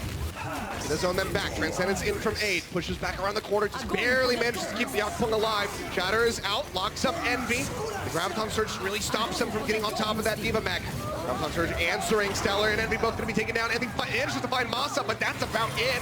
Everybody else swept under the rug as Atlanta Reign maintain this chokehold on the cart. You know, when you're at the carnival and you're trying to hit that target with the little BB gun, right? And you're missing it, but you're getting closer and closer every time. But suddenly you hear that clicking sound, you're out of ammo. That's where Defiant's at right now. They're out of ammo. They used everything here, and they just could not quite hit the mark. They have no tools left, and only really 90 seconds to break this open. It's going to have to be insanely efficient fighting from them in this, you know, low ground to high ground, where they have to spend even so many extra seconds wrapping around here every time as a result. Well, they need to make it happen now. It's basically an OT push just about for Atlanta Reign. When they got A, let's see if Defiant can pull it off as well.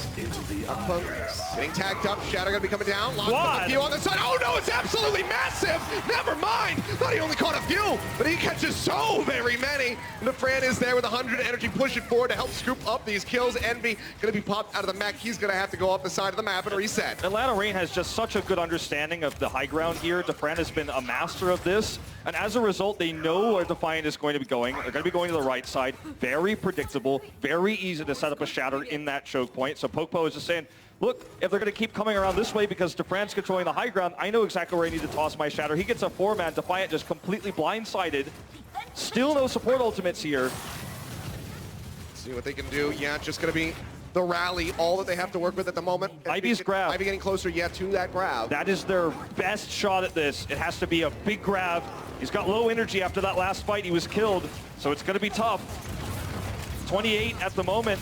Yeah, energy dangerously low. Grab online. If Dako can take this away, you expect that is just going to be the end of it. 5 seconds remaining as they start pushing their way forward. No energy still. It's a bubble in onto the Reinhardt. Yakpung helping to feed that over. Grabs on Surge, comes down in response. Bombs up into the air. Looking for the pickoff. Yakpung didn't know which way to look, and he actually gets taken down. Dako managing to find the kill. This cart starts inching forward, but it's into overtime. The Defiant have to stay glued to this. They have to start pushing. Dogman, huge line of sight here. He's doing massive damage in the back line. Yeah, that's going to be what's going to win them this map. If he can get it 5% away, they can commit back in. Naturally here. Percentage going to be rising. There it is. This one online. The rally's going to be outbombed. Coming through from Envy, but Ivy going to get picked off the sound barrier. A little bit too late for Roki to try to keep that Zarya alive. But we'll try to find that charge. Pick himself way off to the side. Now going to be looking to rejoin. Fire Strike. Looking for that hit. Yakpung going to be eliminated. Envy nearly burned out of the mech, getting closer and closer. Seems like they will be able to find it as the Fran comes back in with the trace of the pulse bomb nearly going to be built up. In on top of 8. He's getting close to that Transcendence, but he's not going to be able to build it up in time. The pulse bomb comes through. Stellar says goodnight. Atlanta Reign pull off a massive defense here. A full hold on Dorado to close out the series in style. 3-1. There were some falters on Busan, but otherwise this team comes up big. They come up clutch with so many different compositions. And they hold there on Dorado, understanding high and low ground. Defran, somebody everyone had their eyes on coming into this series, a bit of a controversial figure. Will he come up big, or is he going to flop when he joins Overwatch League? The answer so far is with this squad, he keeps them happy, the energy is high, the coordination is good, and Atlanta Reign is definitely one of the teams to watch out for here in Stage 1. Absolutely, a very good start for the Toronto Defiant. Ivy, fantastic performance here today compared to the first day out when they played against the Houston Outlaws, so can feel good about that improvement. Clearly the foundation is laid for this squad, but they just need to work on it. They need to build a little bit more to truly be competitive here in the 2019 season. But guys, let's go ahead and throw down to Mika, who's on the floor with Dogman, who still doesn't have a bowl cut. Thanks, guys. I am here with bowl cutless Dogman, apparently. And give it up for Atlanta Reign and Dogman, everybody. So we can clearly hear that you have a crazy fan base. You're probably one of the most popular expansion teams so far with a very loud and cheering fan base. So does that hype really help you while you're up there on stage, knowing that they're cheering for you? Yeah, of course. I mean, we have guys at watch parties in Atlanta helping us out and giving us some of their energy. And especially tonight, I even started cheer for our hashtag Let It Rain. So it's been great. It's been wonderful, the energy and everything that Atlanta Reign has given us. Awesome, and keep that energy going so they can keep fighting, everybody.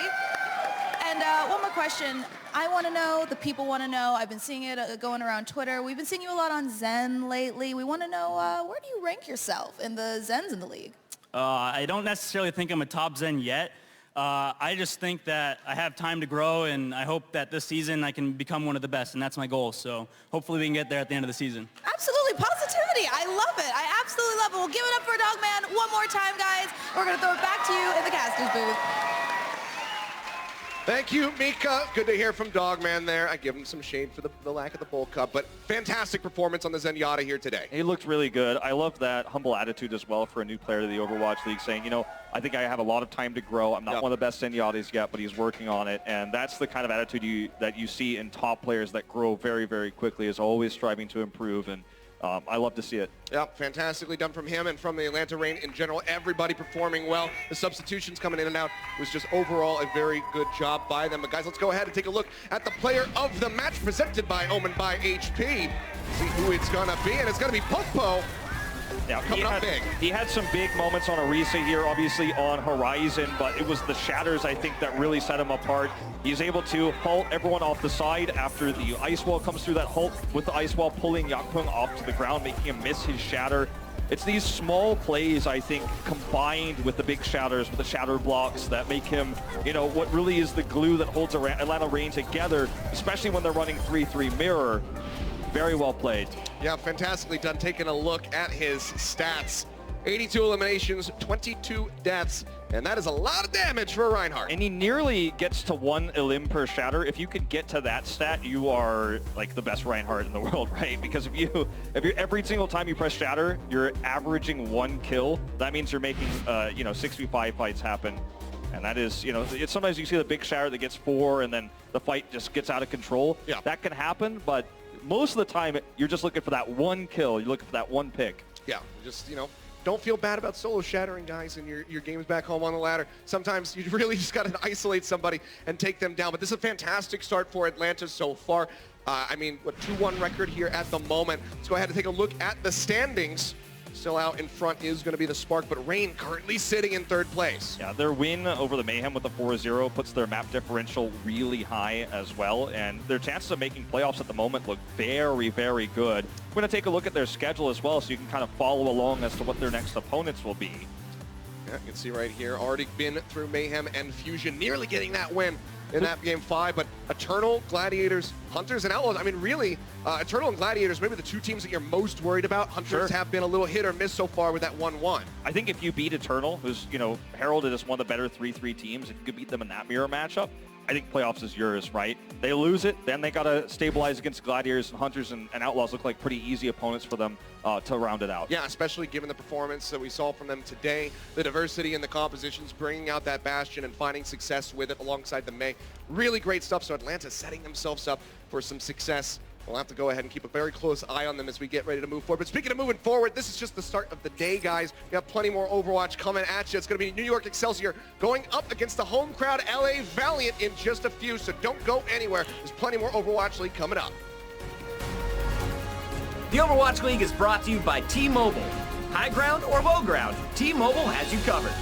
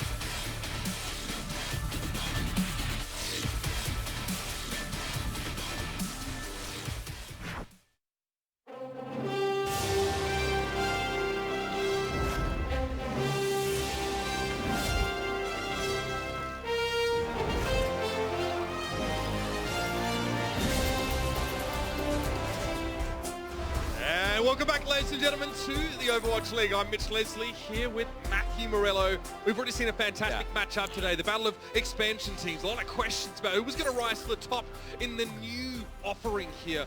But now we take another look at maybe at the old guard a little bit more. New York versus Los Angeles. And again, this is a rematch of our Stage 4 finals of last season. Yeah, you know, the Valiant came on really about halfway through the year. You know, when they make that trade, they get Custa, right? You know, Custa for Unco. Unco goes to Dallas Fuel. Custa goes over the Valiant. That's when they really started to play better. You also, you know, you had Space come in and take over that off-tank role. And then that's where we saw the Valiant start to pick up some steam going into that Stage 4. NYXL, they were so good all year long. The Stage 4 is really kind of where their downfall starts. I think both these teams display a lot of structure, right? They seem very disciplined. I think another addition that we didn't really talk about, I guess, is Izayaki. Future rising star. I mean, it's kind of crazy not to call Jonak the same thing because he was a rookie before he come into the Overwatch League, but these two, again, that's going to be an interesting head-to-head to take a look at today. Yeah, you see the stats pretty similar across the board. I do want to say, though, Jonak's 16% of first team fight elimination.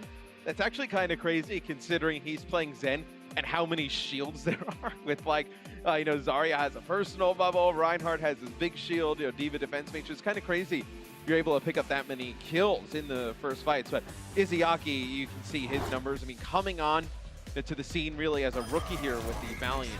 I know Overwatch League rookie is, he's been quite impressive. Yeah, and remember, this is a move that was valued very highly by the Valiant, a move that precipitated Custa's transition, you know, over towards that main support role towards the end of last season and into this season. So a lot of expectations. Whenever you talk to the guys on the Valiant, they say this guy is a young prodigy, he's going to make a huge impact, and so far, he's looked very good. You put anyone next to Jonak, Matt, and they're not going to look stellar by comparison, but they're definitely both looking up there. Yeah, and I think he's a little bit of a, like, obviously you had, you know, Kariv and Unco on this team. I think he's a much different player like that, a really aggressive Zenyatta, and I think it's going to take time for the Valiant to figure out how to play around him. Well, first of all, it's time to reintroduce ourselves to one of the biggest heavyweights in the Overwatch League. Welcome, everybody, to the NYXL.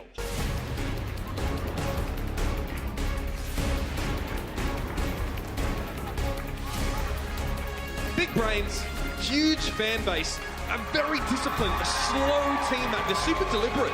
I think the NYXL give up the least amount of sort of eliminations early on in fights. In fact, 70% of the time in general, they're getting that first elimination. It's very hard to find picks against this roster. It's quite interesting in a meta where you have to play really aggressive. You know, New York, they've always played as like a defensive team, more reactionary, right? Where they want to see what you're coming at, and then they want to identify mistakes in your push or, you know, somebody out of position, and then jump.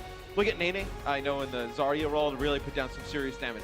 He's been a huge performer. I think Meko's shown us a little bit of his Sombra last week or previously, and that definitely looked like it was very impactful. This is a team that maybe hasn't completely steamrolled both their matches, of course. We've seen them, you know, more recently go up against, I would say, sort of mid-table teams. Obviously, they went up against the Washington Justice. They look pretty comfortable there. But it's time to meet their opponent, ladies and gentlemen. Wings out for the Los Angeles Valiant.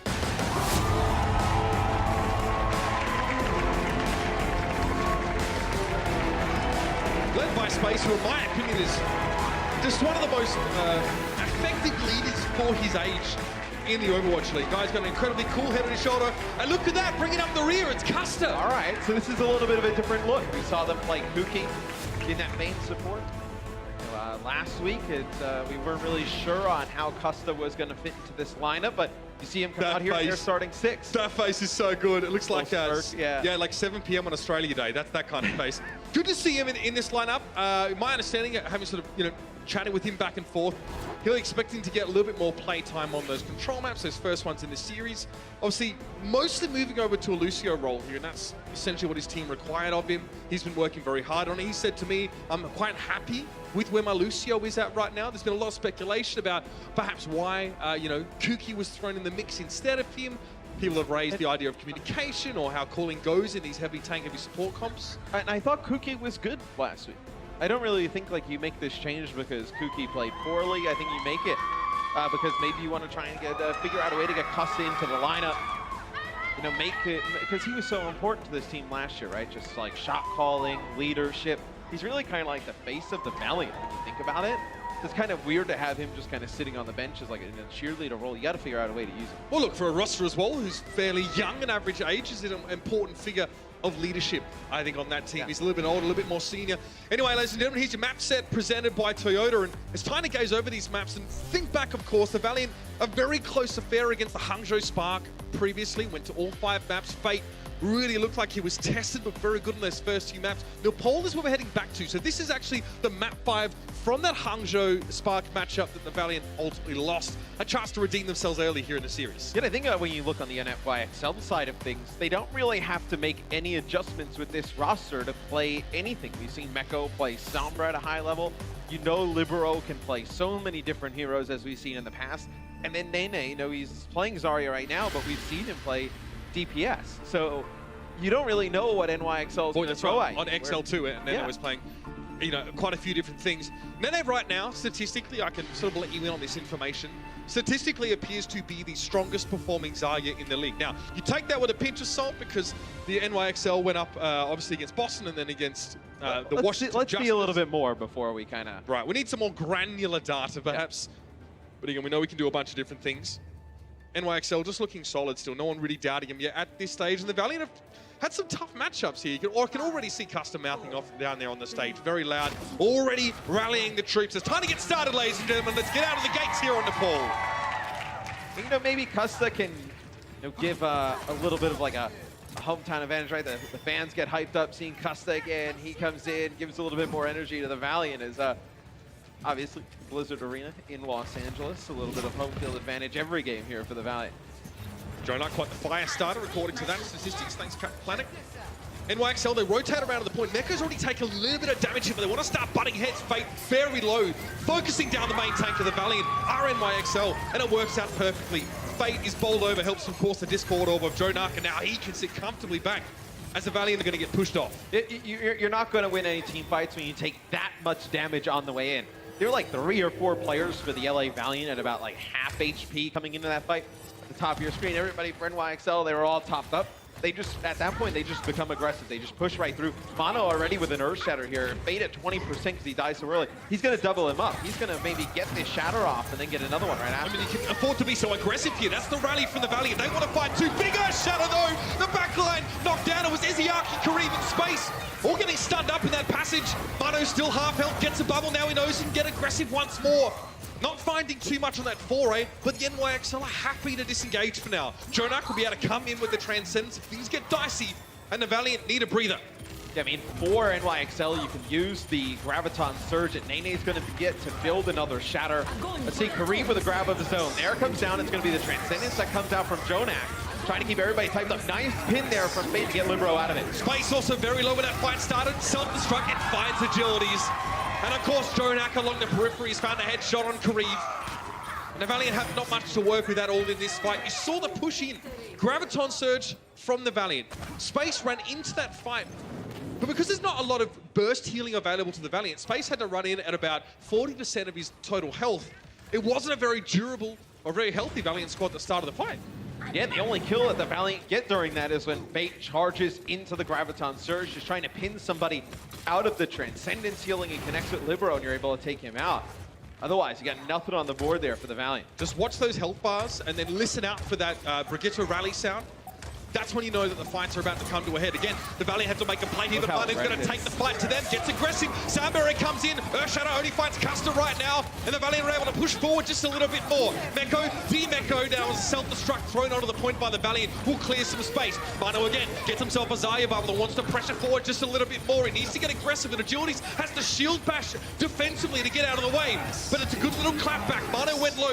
Look at the Orb of Discord on Mano for just a brief moment, and now the Graviton Surge. Everyone will be caught up in that one, and finally the Valiant find a way to break through. You know, it didn't look great for the Valiant at the beginning of that fight, Mitch. You know, NYXL, they engage really early. We see Mono get the bubble, and he just goes in and starts swinging. The Valiant are forced to sound barrier, probably a little bit earlier than they would have liked to, but it's that big D-mech they get onto Meko, getting the D.Va out of the mech on the side of NYXL, and then they're able to push on through right after that. You're not worried about your Graviton Surge getting eaten or anything like that. Transcendence from Izzyaki, something you need to look out for in this next fight. The Valiant just need to get it off cleanly. They should be comfortable in the face of the Graviton that will come from Nene. If it's eaten, then that's another different story. But look at the damage. Look at this poke damage. The Valiant are taking from an otherwise quite close-range team. Jonak really a big part of that. Here comes the push, though. Again, rally being used. NYXL this time want to start the fight off this way. Mano plays safe around the middle pillar here, but he definitely looks to finish off the fight. Transcendence comes in. Mano tries to get a pin. Earthshatter doesn't quite work out, and Izayaki gets to use the Transcendence. Mano forced right on back. He's able to stay alive, and Jonak's very close to his own trans now. The Valiant go for their second support onto the fight. Sound barrier. Oh, Nene is low. He doesn't get out alive. Space finds him with the self-destruct. A big piece of the puzzle missing for the NYXL, and that's that sound barrier. But they're missing Neto and Libero at that point. Only 4 players get topped up by that Lucio, and it's not going to be enough to keep NYXL in the fight. And I'm quite surprised that NYXL decided to invest the sound barrier there towards the end. They're already down like 2 or 3 players. They end up using that sound barrier. You hold it for this next fight, you would have had sound barrier and rally coming back in versus just Transcendence on the other side. Would have been a pretty, a fight you would favor NYXL, especially considering it may be the last one. Over the top will NYXL come.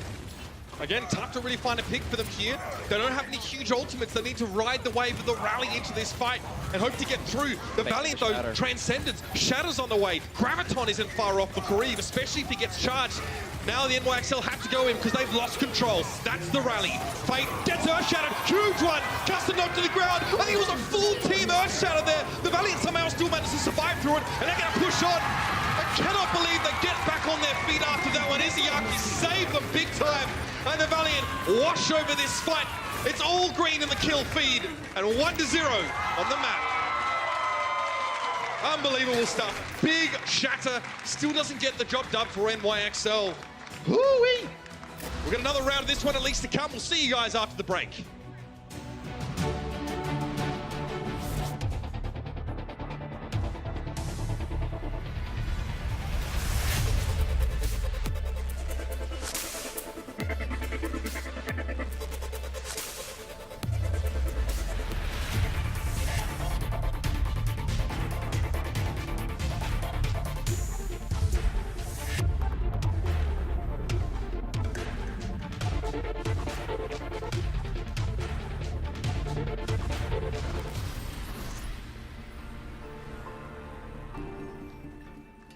Quite the climax to shrine their match, especially with the Valiant managing to walk away from that fight, which looked like it started so well for New York.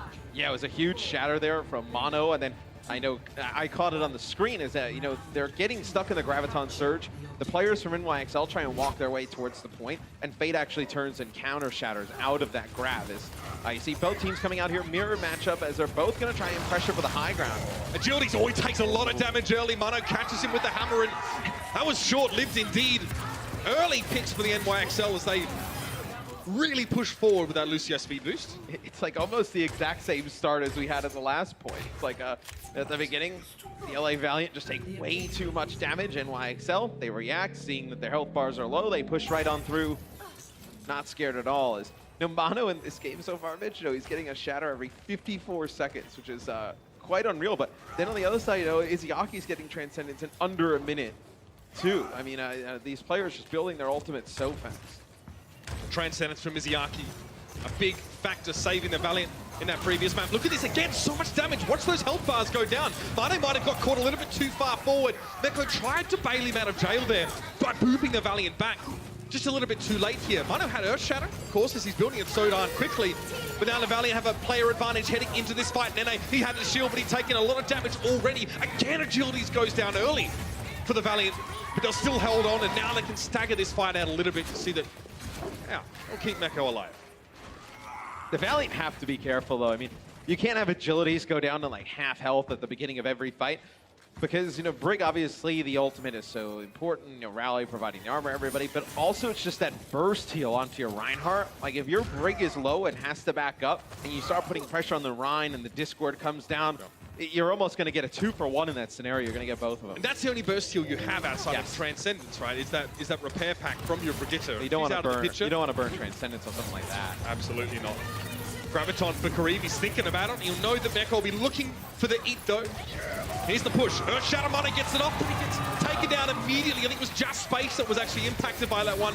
Not a lot to write home about if you're an NYXL fan. And the Valiant again, star cold. Yeah, I mean, you lose the Reinhardt right after the Shatter, Discord, and then you're just able to... Mono is quite low when he goes for the Shatter. And now you come back if you're NYXL. The Valiant just building up percentage. This has really been one-sided towards the Valiant. I mean, you see NYXL with 34%, but they only got it because they won that first fight. Honestly, that seemed uncharacteristic from Mono to Shadow when he was so low and from so far away. Fate needs to be careful. Discord orb was briefly applied. He lost half himself. That's the big Shadow, though! It's going to be Transcendence brought into the fight by Jonak, but then the follow-up is there. The Graviton Surge, Self-Destruct, you name it, LA have got it. And Nene went down to Space's bomb. Animo can't get away. Chased down by Agilities. Great setup from Fate. And this is, we're in last fight territory here. Is the NYXL, they'll have a sound barrier coming into the next fight. You're probably going to get a Shatter. And you think Mono lives long enough, puts down enough damage to get a Shatter, then Libero will have the Rally. You have Rally and Transcendence here for the Valiant, and I think, with the way these fights go, Fate 67% towards the Shatter, he's going to get one. He's going to be a quick engage here for NYXL. They're going to use Sound Barrier just to get the point. Both Ryans had that Shatter here. The Valiant play safe. They allow the NYXL to take control of the point, but the fight, it's far from done. Mono here just trying to give his team at least half of the point to stand in Fate. Big chunk down. He gets Zaya bubbled rather hastily, but he can't really come forward. That's another big Shatter. Mono blocks that one this time, and Libero goes down, charges the wall from Mono. He's discorded, but also Harmony by his own team. Fate hits him with the Fire Strike. Meko trying to commit to this point, but he has a Discord orb. Izayaki just sits back, lazily tosses orbs in his general direction. It was just Fate to go down, but a late grab is going to secure this one for the Valley. They have the numbers, and they have the room to breathe. Full hold here for the Valiant as they catch things out. NYXL being sent packing in map 1. I really love how the Valiant played that towards the end. They saw the sound barrier in rally invested by NYXL. They backed out, came back in with their own support ultimates to take the point. And there you have it. Map 1 in the books here. A repeat, perhaps, of last season's stage. Finals and stage 4. The Valiant were on top. We'll see some more for these guys after the break.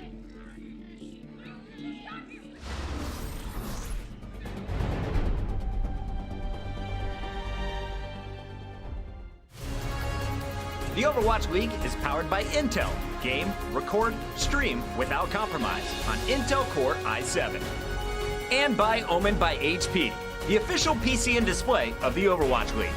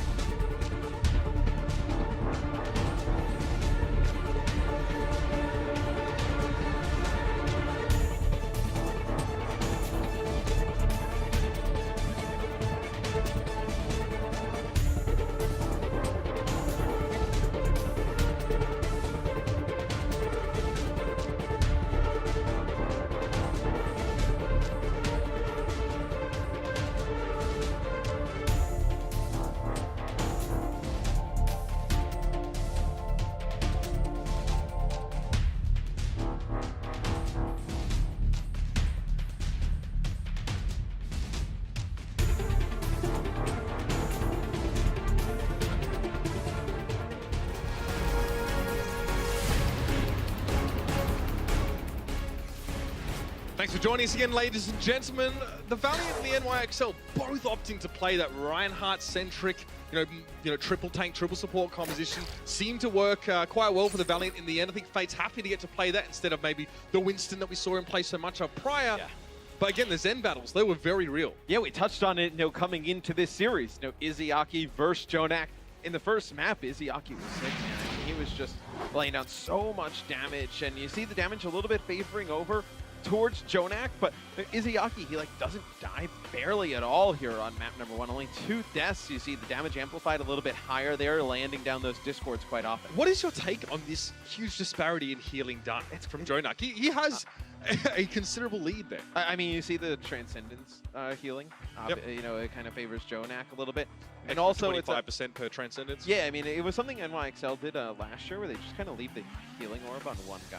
You know, last year it was like Saviel B got the Orb of Harmony quite often, and then you know, you can build up a lot of healing. You just leave it on some of the tanks. So I think it's just kind of orb placement and how your team decides to use orb. Do you want to move it around quite often, or do you want to just leave it on one target and then leave the main support to heal some of the others? One thing that we're kind of stuck on talking about in that last map was like watching the health bars before the fight starts. You know, are both teams committing to an engagement where they're fully topped up? And you saw multiple times, especially the Valiant had to go into these fights, you know, with some of their players at 50% or lower health. And, you know, guys like Jonak are out there just doing a lot of damage with the burst, obviously with the volley of orbs, and also the charged up Zayas. You know, one right click can really chunk down your health bar if you have a lot of that charge. So, you know, that is definitely something to keep an eye on, is that, yes, these compositions, not specifically great at long range. I mean, we don't have, like, Widowmakers and there's no sniper characters there, but there's a lot of work being done pre-fight to set these up. Yeah, I think, though, like, if your Zarya's charged, you can start to play around your Zen a little bit more as they chunk them down.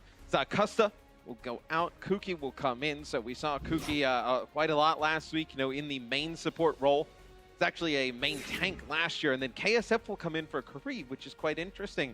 As you know, Kareev was this flex support player, also played DPS, who this season it seemed like he's going to be playing DPS all the time. It seems like, you know, at least speaking from him, you get the vibes like he would have liked to be a flex support. But, you know, KSF was a signing they had last year, about halfway through the year, where they retooled the Valiant. So we'll get to see, you know, how they try and incorporate him this season. It seemed like a player they were looking to develop and build up. Izayaki, maybe in the same vein, was, you know, a new or a younger prospect that they wanted to give some game time, some practice. But now, KSF, this isn't his first time on stage this season. I think he probably had you know, a bigger role in mind for Izayaki, though. Like, I think KSF you probably picked up and you thought it was a project, you know, maybe for the long term, he'd get some game time. I don't know if you really game plan for him to be part of, like, the everyday rotation of players.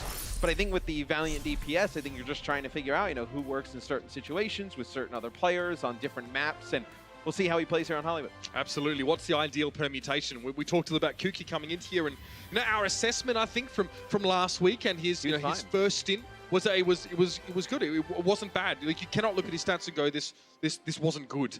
Which is a good sign with the Valiant, which means they can throw a couple different looks. If that changes their communication structure for the better, then it makes perfect sense. And we've seen some players in the Overwatch League go from, like, you know, DPS to main tank, flex support to main tank, like, and really it just hasn't worked for anyone. Yes. Where I feel like, you know, at least with Kuki, you know, in a first showing, you know, minimal amount of time, it was one of the better positional changes we've seen. So we'll see how it works out in the long term.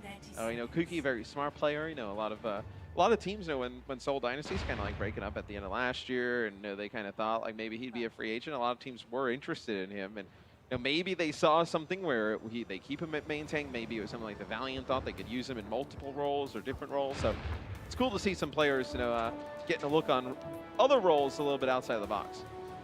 You're going to have the Los Angeles Valiant on the attack to begin Hollywood, and there's probably nothing that really should surprise you about either of these two team compositions. Both these teams are measured, methodical, patient, and they're going to go with the most robust approach possible.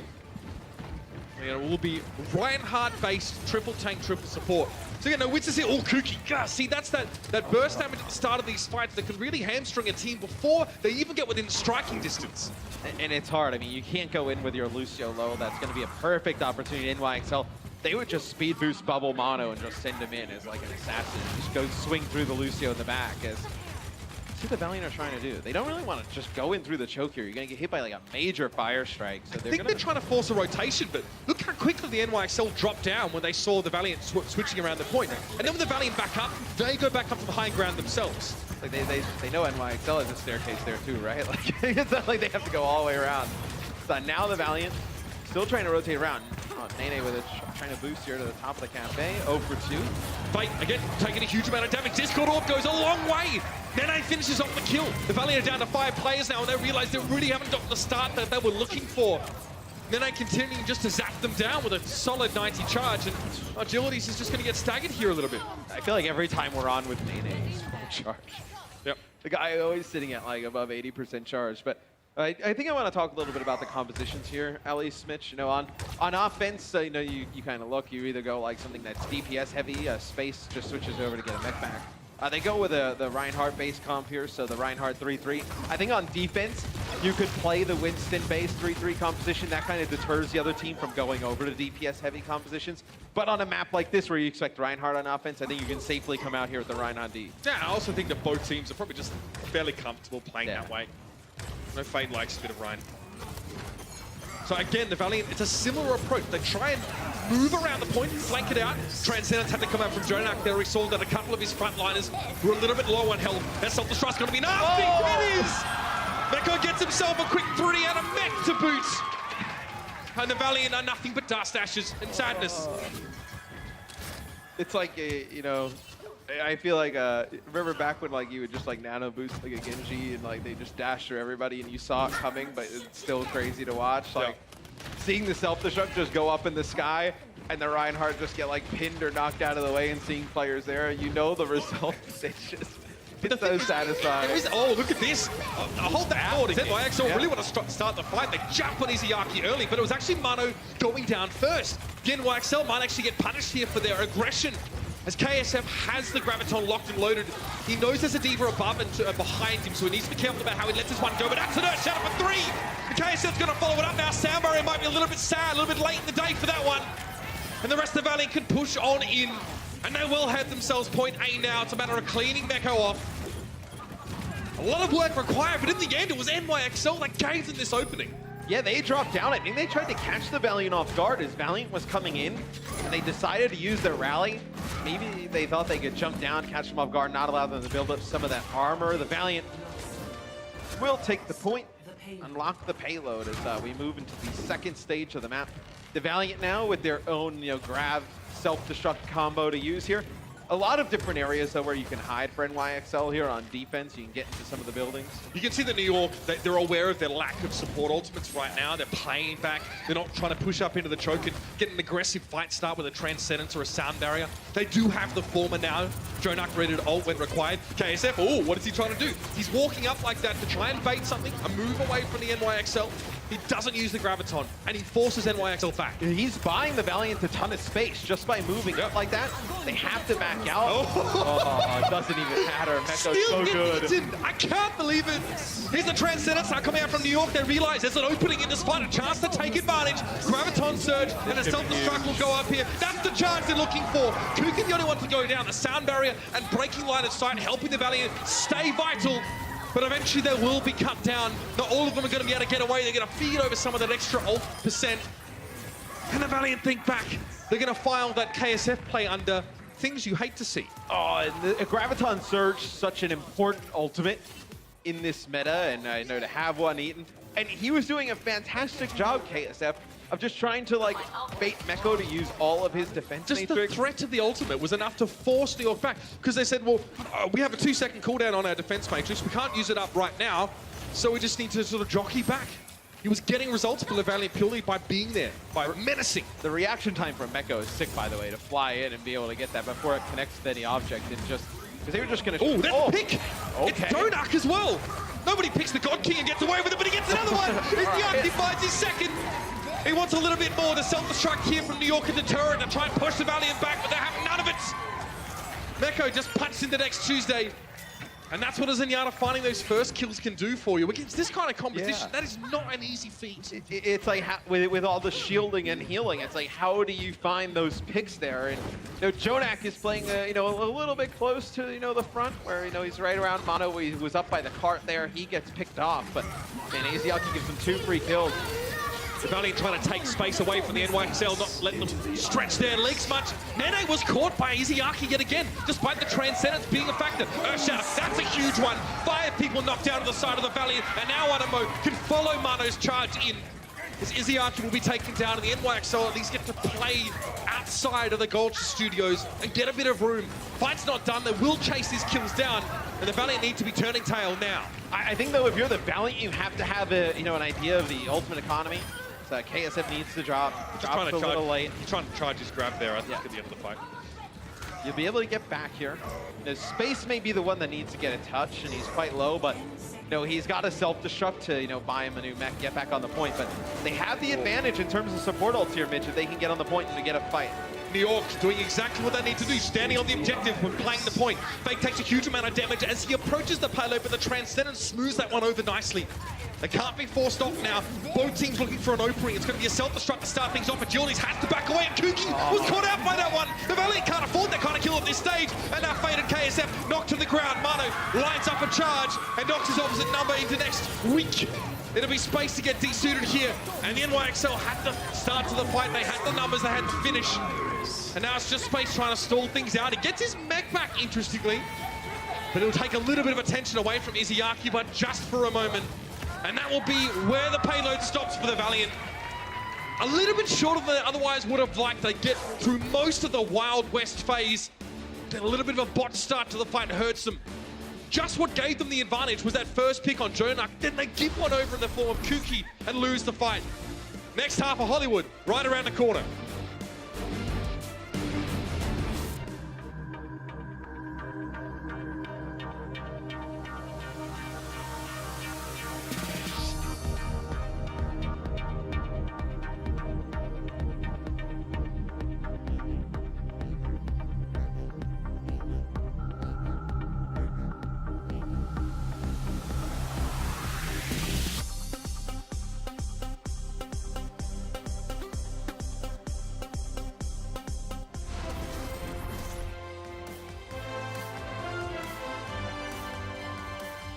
Well, the Los Angeles Valiant looking a little flummoxed at the end of that previous round. This is about as far as they got, which is, it's not terrible, Matt, but they really would have liked that extra checkpoint.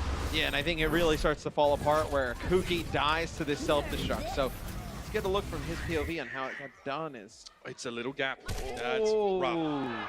Now, you can break line of sight normally happily enough, but perhaps it was just out there. No, now, like I say this a lot. It's a game of inches. Yeah, I overuse this phrase all the time, but I actually do hate to see that because, he was cognizant of where the self-destruct would be. He just kind of got wrecked. So the Valiant now need to double down on their defensive efforts here. We're going to have a Winston 3-3 setup here on defense. And this is to prevent any type of, quad DPS, triple DPS on the other side. Libero probably just, seeing what's out there on the Widowmaker, he'll go back and swap. I think you make that swap as soon as you see that they're running 3 tanks, 3 supports with the Winston. Doesn't this Winston, though, have a disadvantage against the Reinhardt in the head-to-head? So you can get punished pretty quickly, though, if your Winston's out of position. I think we've seen Philadelphia probably do it the best thus far. So you see Space, he gets demech, but that's because he's trying to protect Fate. Fate at like half HP that entire first fight. Whatever the reason was, Matt, the Valiant are down a player. And that could hurt them now. They need to double down and try and find some more picks, but instead they just hand them over on a silver platter. It feels so risky to come in with that Winston-based 3-3. And the NYXL definitely able to exploit the holes in the Valiant's approach. It is definitely much riskier than the Reinhardt comp. They're just trying to prevent any type of DPS on the other side. But you can't have Fate go that low early because then that forces Space to overextend probably a little bit more than he would have liked. Then he ends up getting demac'd, and then it's, they just kind of run on through them at that point. It's like, now if you're the Valiant, you're working on nothing in terms of ult charge with Fate here on the Reinhardt. You probably want to take a fight close, get them to invest some ultimates to get the payload moving through the second part of the map, and then come back with a nice ultimate advantage. You're really just trying to swing the ultimates in your favor. Meko gets on the high ground, though. Again, defense matrix out just to make sure he eats anything that might go past. It was Kuki to find the first pick.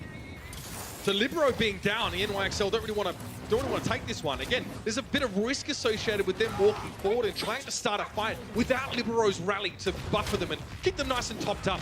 But now they're back with 6 and it's go time. They have 6 ultimates to spend, Matt. Yeah, that was almost best case scenario for the Valiant. You're going to be enough time to build up all 3 support ults in Graviton Surge. Your Space, though, getting so low. So much damage coming out from Nene. There's the grab. Yeah, he may have down how charged up Nene was, and that's going to be the Earth Shadow to follow up. Oh, no! Yep. Yeah, everyone's going to die to that. Pretty much the way it happens. Again, they were knocked down. They were boofed away. There was no protection for the Valiant. And in all fairness, the NYXL invest quite a few of those shock and awe teamfight winning ultimates very early on in this Wild West phase. I mean, you do have a self-destruct and a shatter combination here for the Valiant. Like, if you can get that self-destruct in the sky, forced Mono to kind of look up with the shield and then land like a big shatter, maybe connect with a few. And But then pressuring space constantly, not letting him come forward with more than half health. defense matrix is huge, right, to keep the Reinhardt alive. Okay, Neko goes in, sets up on the high ground once more. Sound barrier from the Valiant here, and NYXL very deftly disengaged. Yeah. The Valiant look a little put out. They would have actually liked to have fought there at the height of their power, but now the NYXL can come forward. They have a sound barrier. They have a graviton surge. The Valiant are missing Fate and KSF, and it's all gone wrong for Los Angeles. Now Libero and Co can just push forward a little bit further, and a Transcendence desperately committed to the point. Animo getting a double melee kill. You see some crazy things at the end of some of these fights, and this will be quite a short affair. Wrapped up pretty quickly by the NYXL to even the series. Oh man, that was fast. Yeah, NYXL really dominated the Valiant there on map number 2. It was all Valiant map number 1, but NYXL, they fought back. Animo out of death there on the Lucio in that main support role, staying alive. We're all tied up going into the half. We'll see you right after the break. The Overwatch League is brought to you by T-Mobile. High ground or low ground, T-Mobile has you covered.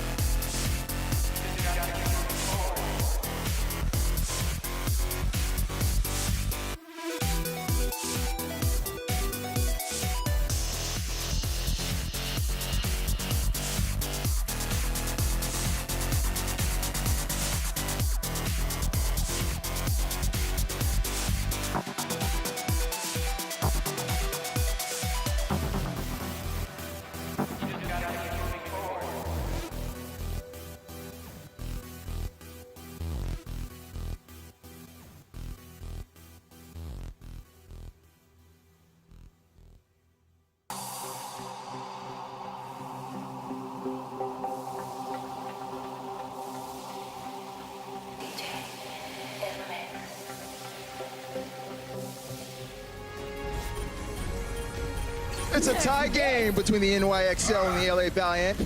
As here we go, knotted up, 1-1.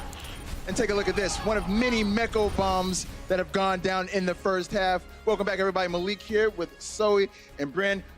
Since we are playing a 3-3 composition, a lot of good play from both tank and support positions. Let's start with the tank play, though. A lot of stuff standing out for you guys, right? Yeah, Fate has really honestly been impressing me, actually, in general. This guy has been popping off in the first map in particular. He's been getting insane efficiency of his Earth Shatters in particular, which you don't normally see, right? When you play the triple tank, triple support comps, the trouble is with that is you get an Earth Shatter off. Normally, if you get one kill with that, that's actually good value. This is the one thing that people need to learn, actually, when watching this style of Overwatch now, is that these teams are so good that it's hard to actually get any sort of kills when you get an Earth Shatter down, because the supports are usually there with their ultimates. So the fact that he's even managing to get 1 or 2 kills with these Earth Shatters, very impressive from me. Right, even the fact that he's able to ground so many people to me is flabbergasting.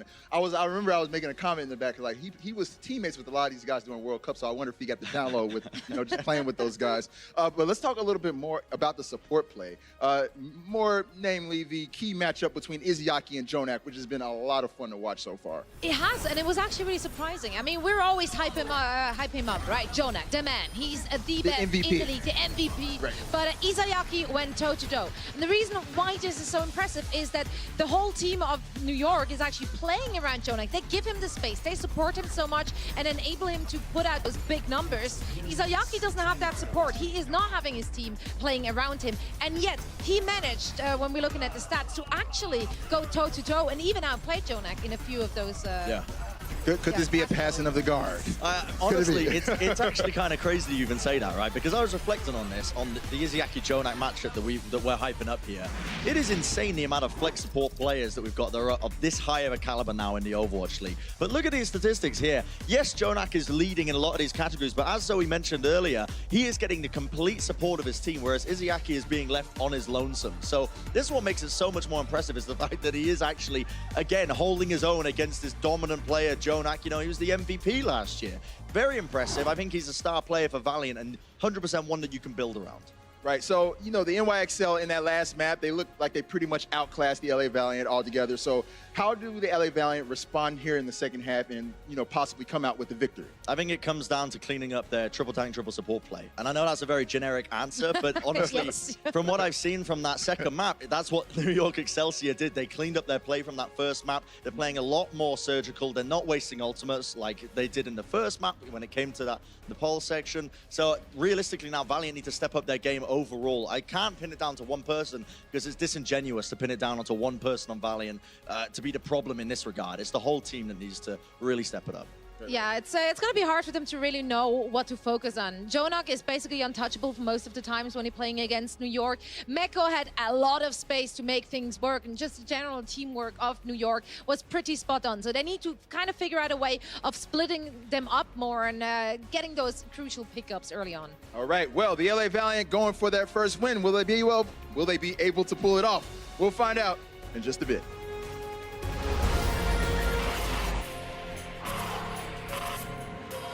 They don't just play for a team. They play for every fan, every rival, every moment, every match. And when everyone watching expects the best, they perform with the best.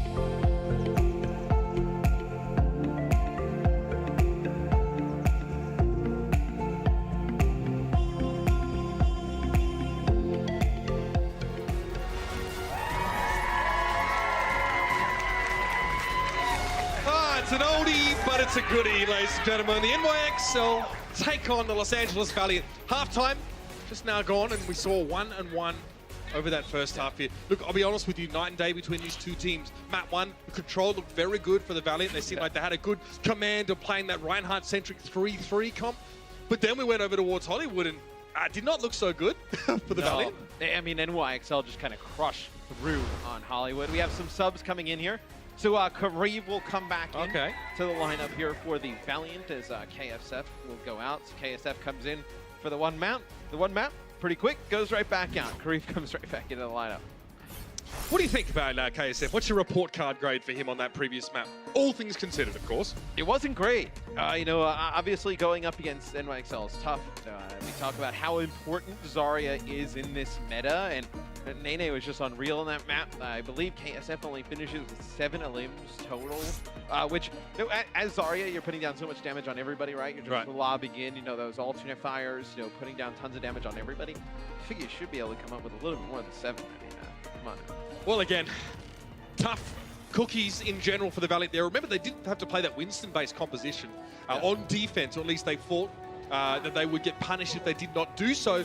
The NYXL haven't really demonstrated they want to play DPS heavy, but here we go. Yeah, so New York on defense here, they come out with the Winston version of the 3-3. This is the map, one of the maps that you'll see a lot of teams come out with Winston on defense, because the offensive side here on Volskaya has a ton of verticality, a lot of use for Pharah and double sniper comps, and some weird triple or quad DPS. I wonder how well these teams know each other, because neither of them have actually gone and played like a DPS heavy composition on the attacking side. I don't know. We'll have to find out. Actually, I do believe that we're relatively frequent scrim partners. I'll have to double check that. Kareem, he takes a lot of damage just to try and get up into that building in the middle. But the Valiant at least have created that kind of space. Now, notice Mano and Meko always together. Meko taking a little too much damage there, but he's not punished for it. And now the Valiant push up. Mano is looking for a way to get into the backline here. He sees Izzyaki slightly split, but the Valiant are constantly watching Mano to make sure they can jump on him.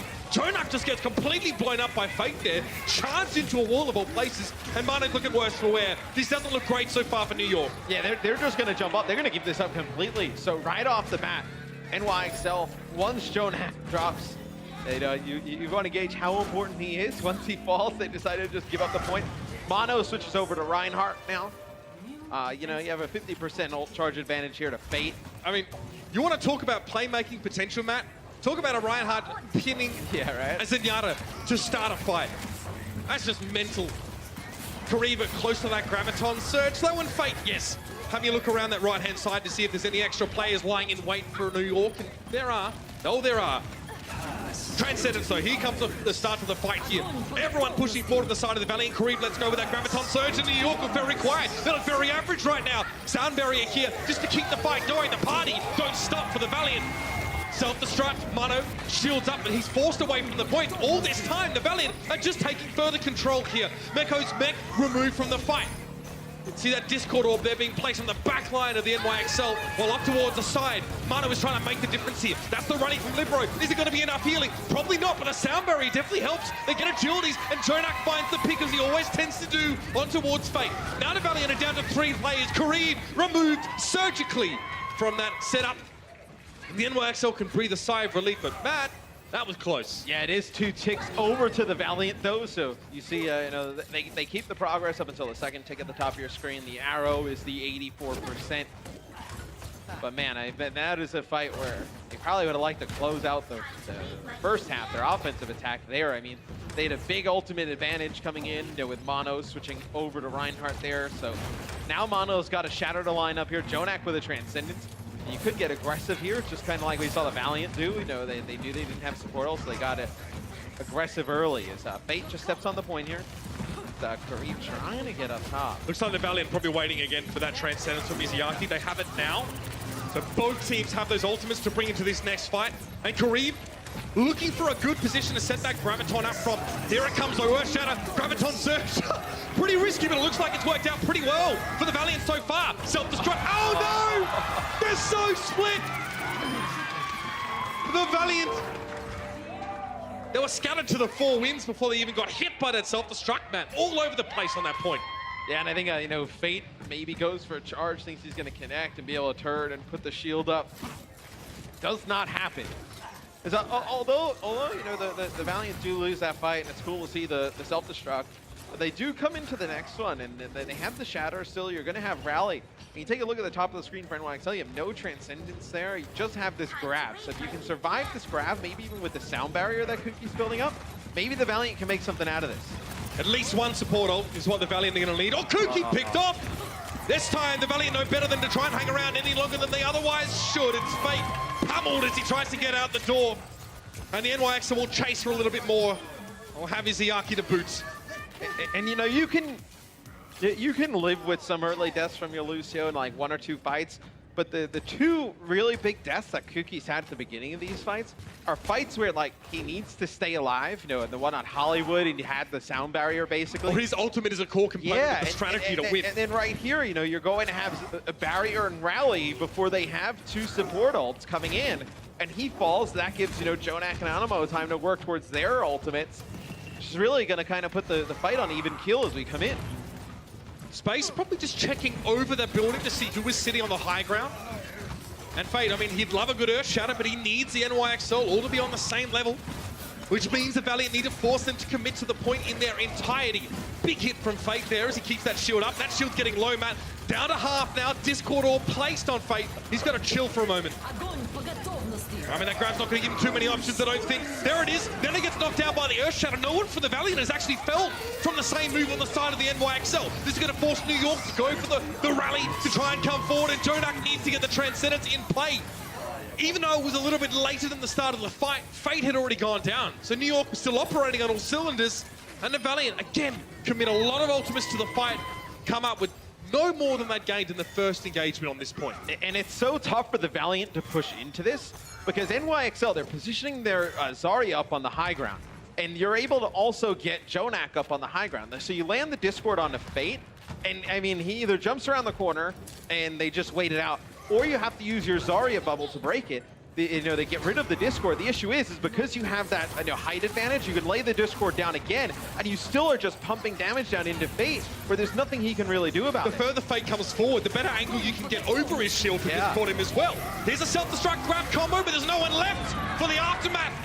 Just Kuki go down. Space does a great job to open things up, though. Looking decent for the Valiant here. They're 1 player down, make it 2, but Nene falls to Izayaki. Gets a little bit too close to the Valiant players that were caught in that graviton, and now Jonak has to step onto the point. Remember, 2 ticks already for the Valiant, puts them in a great position just to stick around for long enough to end the round. Animo trying to fly over the top, Discord orb applied. Now Nene's gonna drop down, but Izayaki has a Transcendence if the Valiant need to go for the nuclear option. The rally used to keep the Valiant nice and topped up, and that should serve them well. And they get onto that point. Had such a great start in the first fight, Matthew, then they were ground down, slowed up. But New York, another confident defense turns against them. The Valiant get the second point. Next half, right around the corner.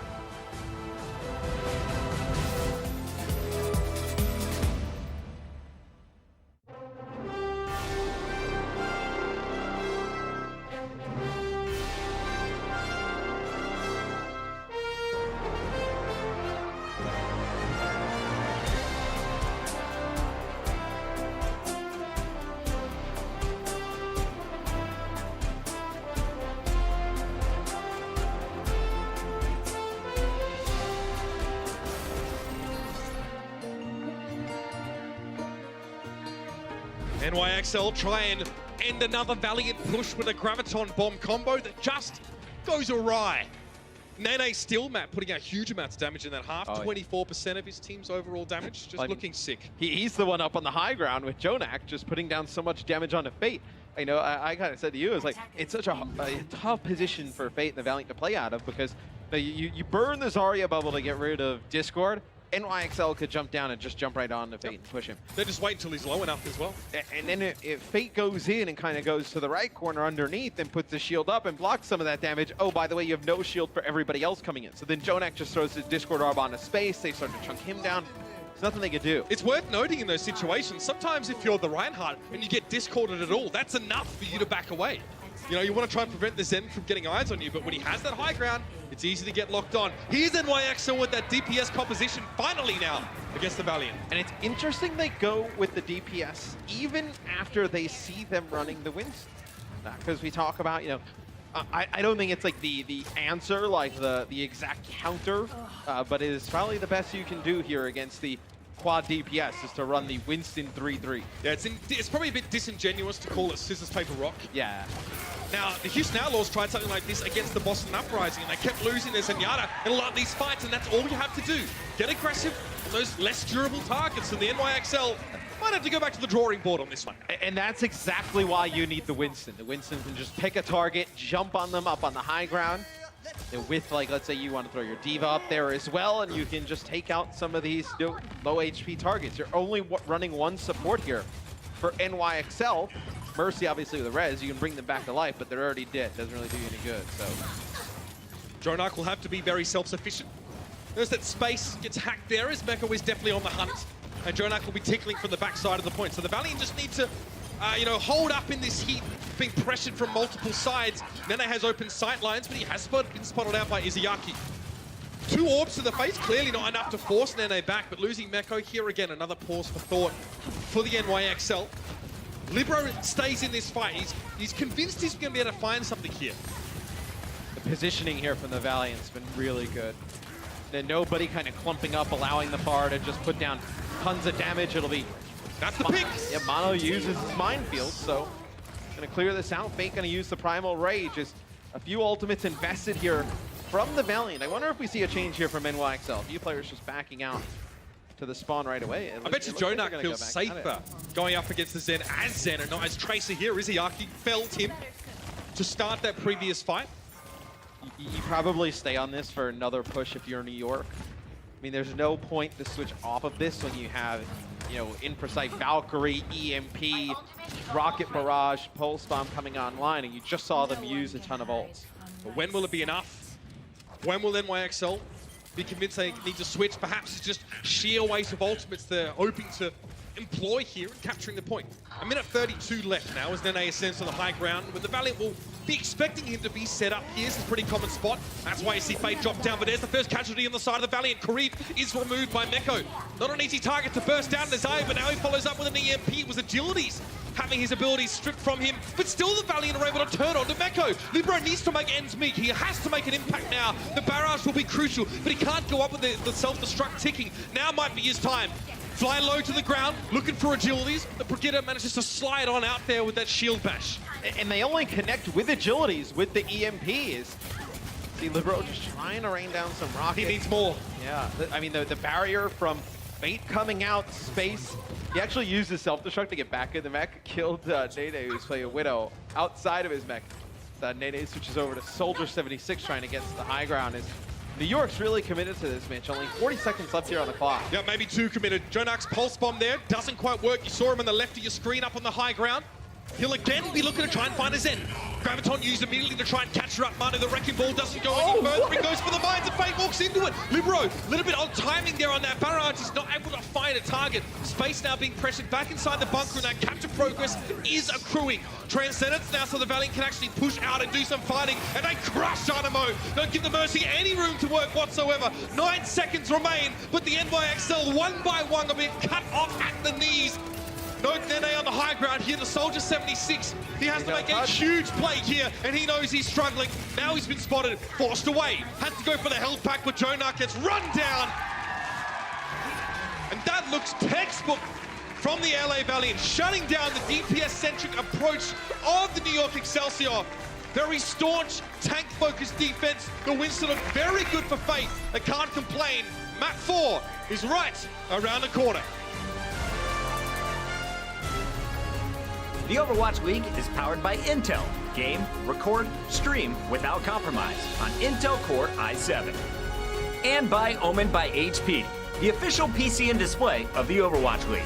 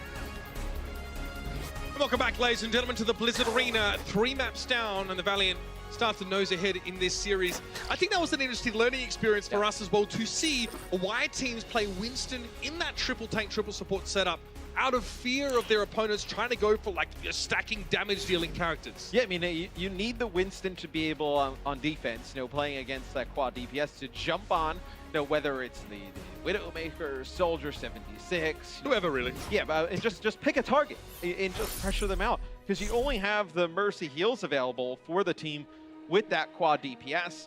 Mercy would have to fly, put herself in harm's way to heal any of those, and then you get 2 kills there. Right? So what happens if the Valiant play a Reinhardt in that triple tank, triple support? What does that look like? So you have to really just play around Reinhardt's shield. If you're not playing around the shield, Reinhardt's just standing there, just taking. So everyone has to play really close together, right? Yeah, and you have to group up, and then that's where you could see like the Pharah putting down tons of Wrecking poke Ball, damage, Tracer, Wrecking Ball, right? Sombra wrecking you all with an EMP. All it takes in that situation is like 2 good rockets from a Pharah, a ground slam from a Wrecking Ball, and then Tracer coming out the back and picking up a kill or 2. This map, you won't see any of it. This map, you're just going to see Reinhardt triple tank, triple support versus Reinhardt triple tank, triple support. So eyes on Xayah bubbles being effective. Teams not taking too much damage before they engage. And those rallies to signify the beginning of fights. See that repair pack quickly throwing a Mano there. A quick trade. Lucio for Brigitte. And the Valiant seem to be comfortable enough to keep pushing on with that one. A lot of damage being taken by Mano. Libero also looking a little bit low. Meko forced to back away as well. And why? Still going to have to give up a ton of space here, because you lose your Lucio, so you lose all type of disengage with the speed boost. And your engage, essentially. Yeah. If you did want to fight, if you got one of the enemy players down to 20%, you want to go for it, you can't. And all Valiant has to do there to create this much space is amp up speed and go forward. And NYXL has no option to fight that. They just have to back all the way out. I think people easily underestimate just how powerful speed boost is in a game like this when you're playing with less mobile heroes. But now, the NYXL are back, and they're definitely going to be standing their ground here on this checkpoint. Fade is absolutely looking for an air shatter, but he gets nothing for it. Nene actually looked like he was stunned around the corner. Fade's lucky to be alive, though. He dropped the shield with a Discord orb on him, but around the side, Nene was taken down. That shatter was capitalized on. Meko's removed now from his mech. And there's going to be a Transcendence now, hastily again employed into this fight, but it might be a way for NYXL to come back. They're holding their ground. Kareem is knocked down. Self-destruct over the top in space, gets at least a moment to get back inside his mech, but outside of that, the NYXL look like they can hold on, but here's a sound barrier. The counter-attack from the Valiant here. They need to get aggressive with that Lucio ult, but it looks like they've been so far away that aren't able to get to grips with the NYXL. Oh, and I think they get Mecha low, and they want to push in with the sound barrier there, but he uses the self-destruct to get his mech back, and he gets away. They're not able to finish him off. I think it's because space is a little bit low.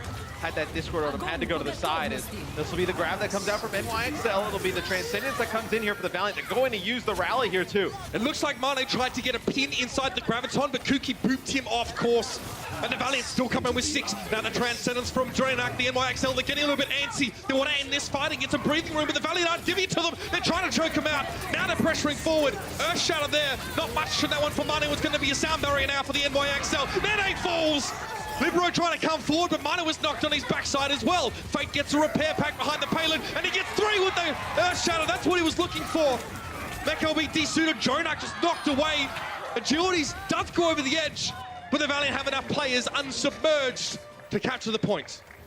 So finally the Valiants are able to take it there. That fight extends pretty long as they're able to get that Graviton Surge. Kareem puts it on the wall, and then once they start to pick up some kills out of that, that's when it really starts to go in favor of the Valiant. They kind of got the hard part here out of the way. We see so many teams kind of get stopped before getting that first point.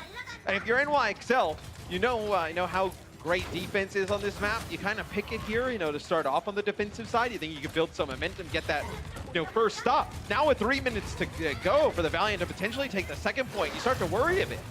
Well, look at Nene, low, forced to drop back into his own backline after that one. And the entirety of the NYXL have to back out just because the poke or that pre-fight damage favored the Valiant so heavily. They've got both support ultimates as well, so the Valiant can afford to be aggressive. Get Kuki to propel them forward with a speed boost. Look for a chance to open up a fight. Oh, cheeky Graviton. It catches Libero. Not enough to quite get the pick. They do get it. Nene's forced to bubble himself. Now he's going to get caught up in his bubble. Has burst immediately. Self-destruct over the top. Oh! Perfect timing from Manu. He sets up the combo, but it's only 2 players down from the Valiant. The Valiant still want to try and push forward, but now in the presence of the Transcendence, Los Angeles looking a bit more sheepish. Izuyaki's cut down. Manu going to be a lot of problems for space here with the hammer. Manu coming up with a quick fix at the 11th hour. Great timing on that Earth Shadow. It's still wild to me that sometimes last year they would take Mono out of the game. like it's just, like it's such a sick shatter there. Is the self-destruct, he times it perfectly, by the way. You know, Fate like kind of I think knows that Mono has to shatter, but he has really no other option. And as soon as he like flicks the shield up just a little bit, that's when the shatter comes down. Just absolutely perfect timing there out of Mono to land that. Coming in the next fight, though, Kariva's already got another grab here, Mitch. You know, putting down so much damage on Zarya, you know, when you get fully charged up. I mean, he has 70% average energy on this map so far. Looking for more now. Oh, it was eaten! Again, Kariv tries to, you know, I guess subtly flick it off to the right side, but Mecha was ready this time. To be fair, it's the same exact thing he just tried. As the self-destruct from space goes over the top, Izuyaki drops first. This will be NYXL. They get aggressive with some ultimates. They end up taking the fight. You know, when you're space and you see the grab go for nothing, you kind of wanted to combo the grab plus your self-destruct. At that point, you're just trying to, you know, throw it up in the sky, see what happens, and get nothing for it. And look, Jonak was up to the high ground. The NYXL didn't look like they were worried about that sort of haphazardly thrown self-destruct. So Jonak gets to make the most of the fact that Space was actually getting back into his mech, getting 2 kills on that Zenyatta, which couldn't be mitigated by a D.Va. And Karivi gets the Graviton Surge up on that staircase, the fight previously. Like, you almost can't come in and take the same exact angle, the same exact approach, and try and get the same exact grab. Yeah, you know, Meko, way too smart. He sees it coming. Space lingering for a potential boop off of the high ground, but in fact, it's the LA Valiant that get knocked down. They're split in half. This fight could be over. They need to move quickly, and the NYXL identify that. They see stragglers, blood in the water, and they try and chase it up. Izuyaki was on an island, essentially, there. Lovely little play. The boop off the high ground. Love to see it. And it's those little plays that allow you to like save some of these ultimates, and it's so huge, especially, you know, obviously in any meta, but this meta, to be able to win fights with only investing maybe 1 ultimate, right? You know, they end up using the rally there, I believe an Earth Shatter, but still, you know, you hold on to some of the armor on a few of these heroes, you come back, you still have the big hitters with the Graviton Surge. Oh, it's do or die for the Valiant now. A couple less ultimates to work with here. It needs to be a picture-perfect Transcendence in response to a grab. Kareem gets caught up in them, so does Fate immediately. Here comes the Transcendence. Manu trying to buy a burst kill amongst it again. Meko's done it. He breaks through. NYXL find 2 kills. That's all they need here. And once again, the Valiant will slump in the later stages of a payload-based map. Struggling to keep going in them in this series, and that might open the door for a map 5 here. NYXL bring the Valiant to a screeching halt. Wings clipped and all. And now that's their chance to take this one to a map 5. They'd be upset about the Volskaya result. They have a chance to make amends here. Don't go anywhere, guys. It's getting spicy.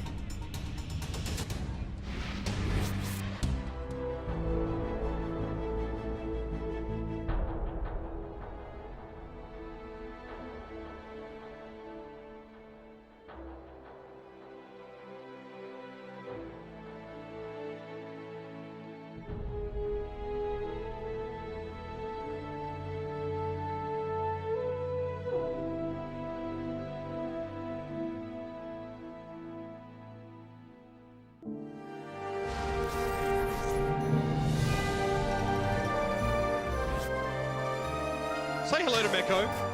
One half of NYXL's really devastating, you know, combo that allows him to get all these kills from his self-destructs. Mano being the other half. Okay, so a lot of those, you know, explosive teamfight winning ults from Meko.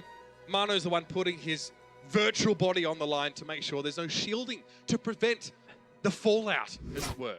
But I mean, Meko, so look, the self-destructs, obviously you have to give some credit to Mano in this, as he's landing like shatters or pins. But it's also, you know, maybe even the biggest play of that is when, you know, Meko kind of eats that grab from Kariv through the stairs there. Oh. So that is a killer, man. And Kuki at the end there, you know, he dies with sound barriers. So we saw that on Hollywood, you know, getting close to having the sound barrier towards the end, dies with self-destruct.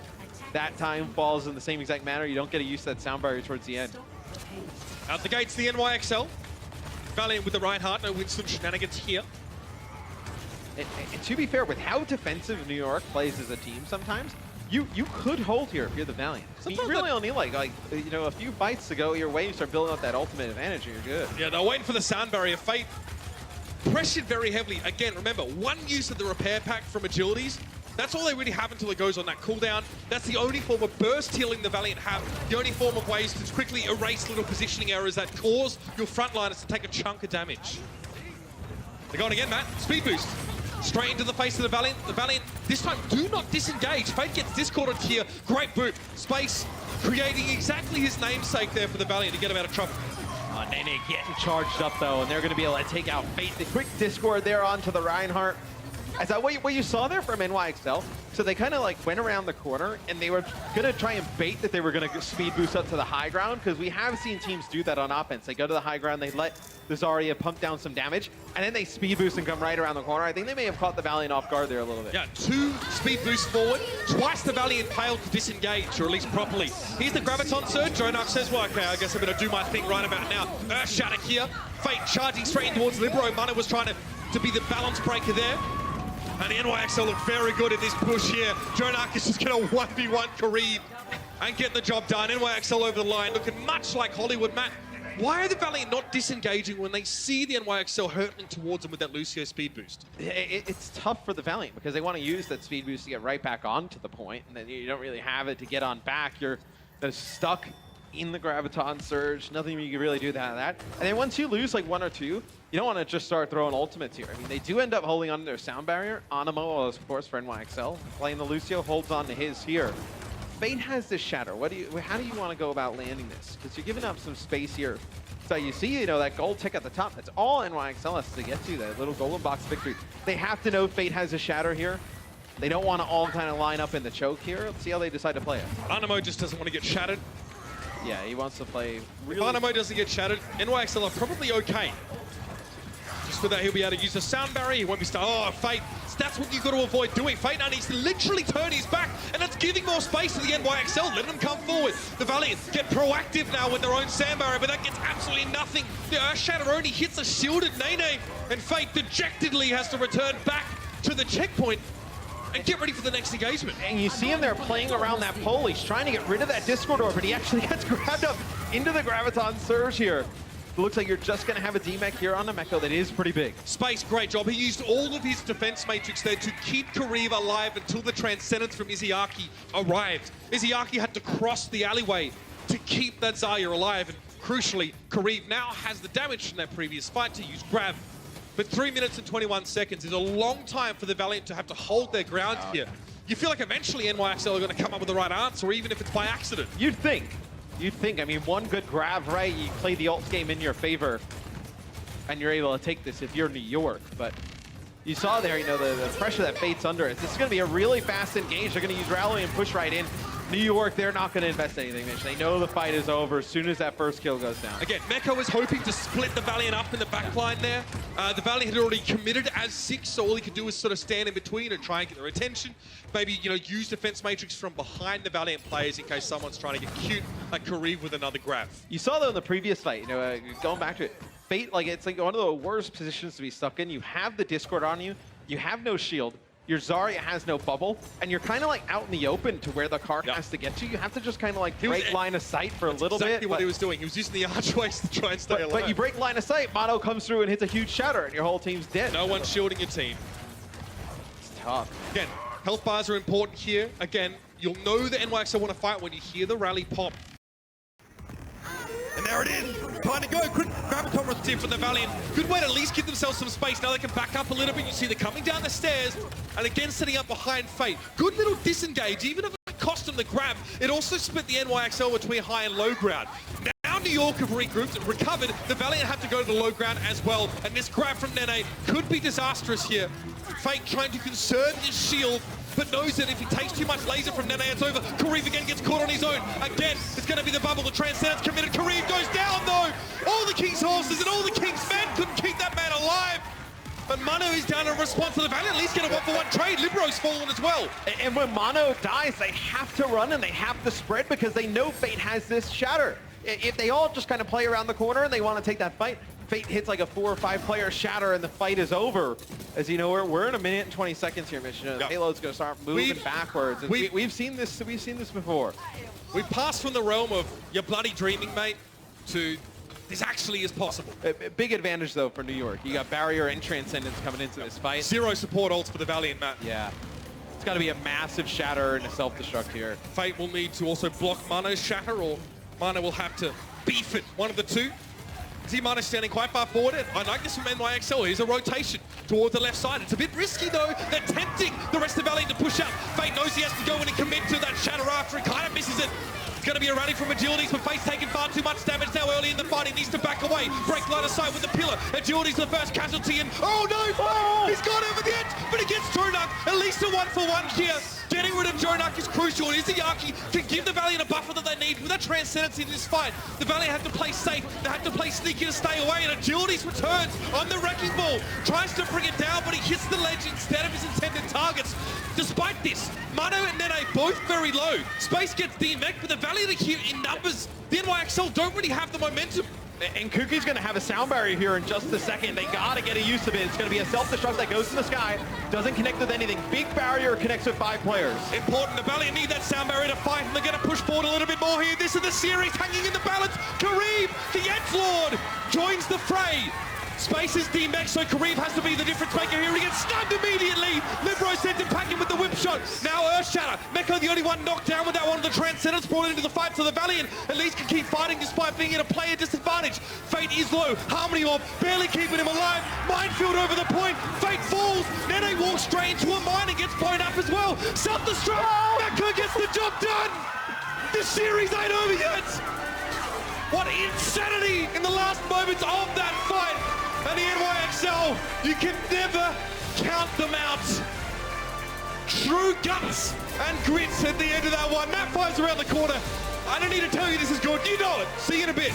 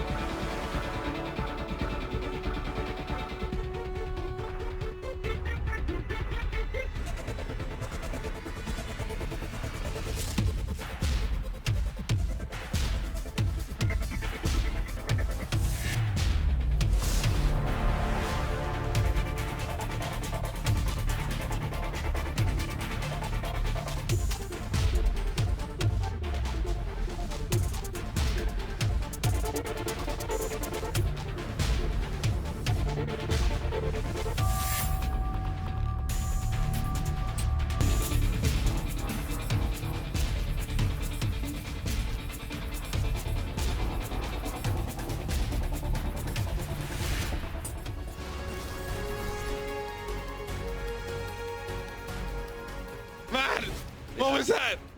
That was tough. That last fight was about 45 minutes. Yeah, it just went and went and went and went. And, it's fitting it ends with just another self-destruct. Yes, I mean, that seems to be the open and shut case to a lot of these team fights here.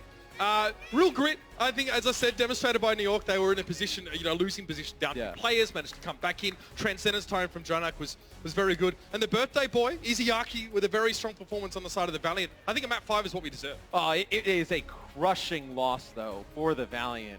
I mean, they're so close to taking this series. We know how important this series is in terms of, like, the overall, like, stage, Absolutely. right? Like, you're just trying to stay in to make the stage playoffs.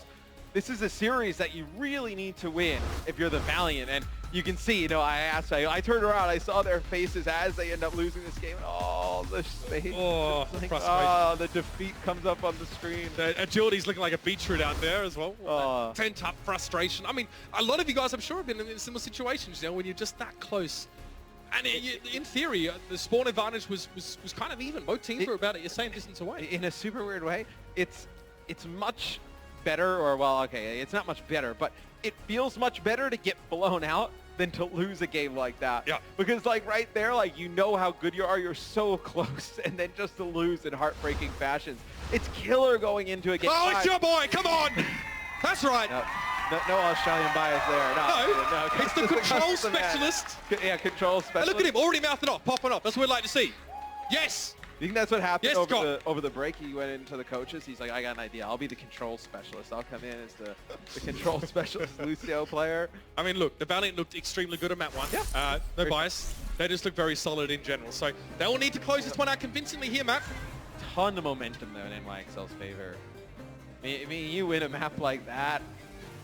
Yeah. It's look. I think maybe that's like look. You bring Cus back in because it's control, right? You're joking around. Like it seems like he'll play. It like probably is the map types. It is the map type, but also you want the experience on the stage. You want your hype cool man, head, so to speak, the cool man, right? So you bring him in, try and get a win. Is Yaki's birthday today? Shout out to Yaki. I did. Can't hear us, but yeah. He can go back and watch. He knows it's his birthday. He doesn't need to be told. But yeah, I mean, he'd love a win yeah, here. Yeah, true. He does know. Yeah, he should know. Yeah. And again, just two teams playing each other very close on Rialto.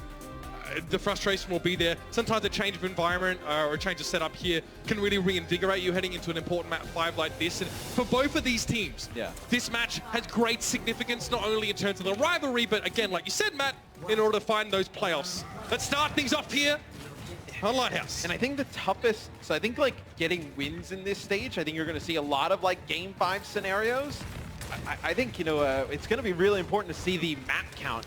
If you can win some of these series like 3-1, 4-0, it's massive because we've had so many series go to game 5 just because with the way the meta is right now, you know, you build up a lot of these ultimates, you're investing like 5, 6 in a fight, get them right back the next fight. So the Winston base, 3-3 here for the Valiant. They do want to dive. They want to be the aggressors. It means they don't have to group up so much around a Reinhardt shield, but they don't find that first pick in this fight. They need to find an advantage. Again, Fate delves deep into the backline, but he's kind of beleaguered, set on all sides. But elsewhere, Izayaki finds Libero and makes it a 6v5 player setup. And I think you come out here on Winston if you're the Valiant, and it's really just a lot of respect for Libero and Pharah play, and the potential here on Lighthouse. We do see Pharah play quite often. So they could come out with like a Pharah Sombra type of combination, really give you some trouble. So the Valiant win the first fight. It'll get the point. You know, everybody get nuts up here for NYXL. Gonna come back and fight it. Nene doesn't die, so you end up keeping some of that energy here. That'll be important. Look, it's not as if like 40-odd energy is going to be important, but it's much easier to get up to full charge and really be wrecking people. It's much better to go from 0 to 40 than like, you know, you want to go from 40 to 70, right? You got it. Kareem, Graviton Surge is available from here. We see Space go a little bit low.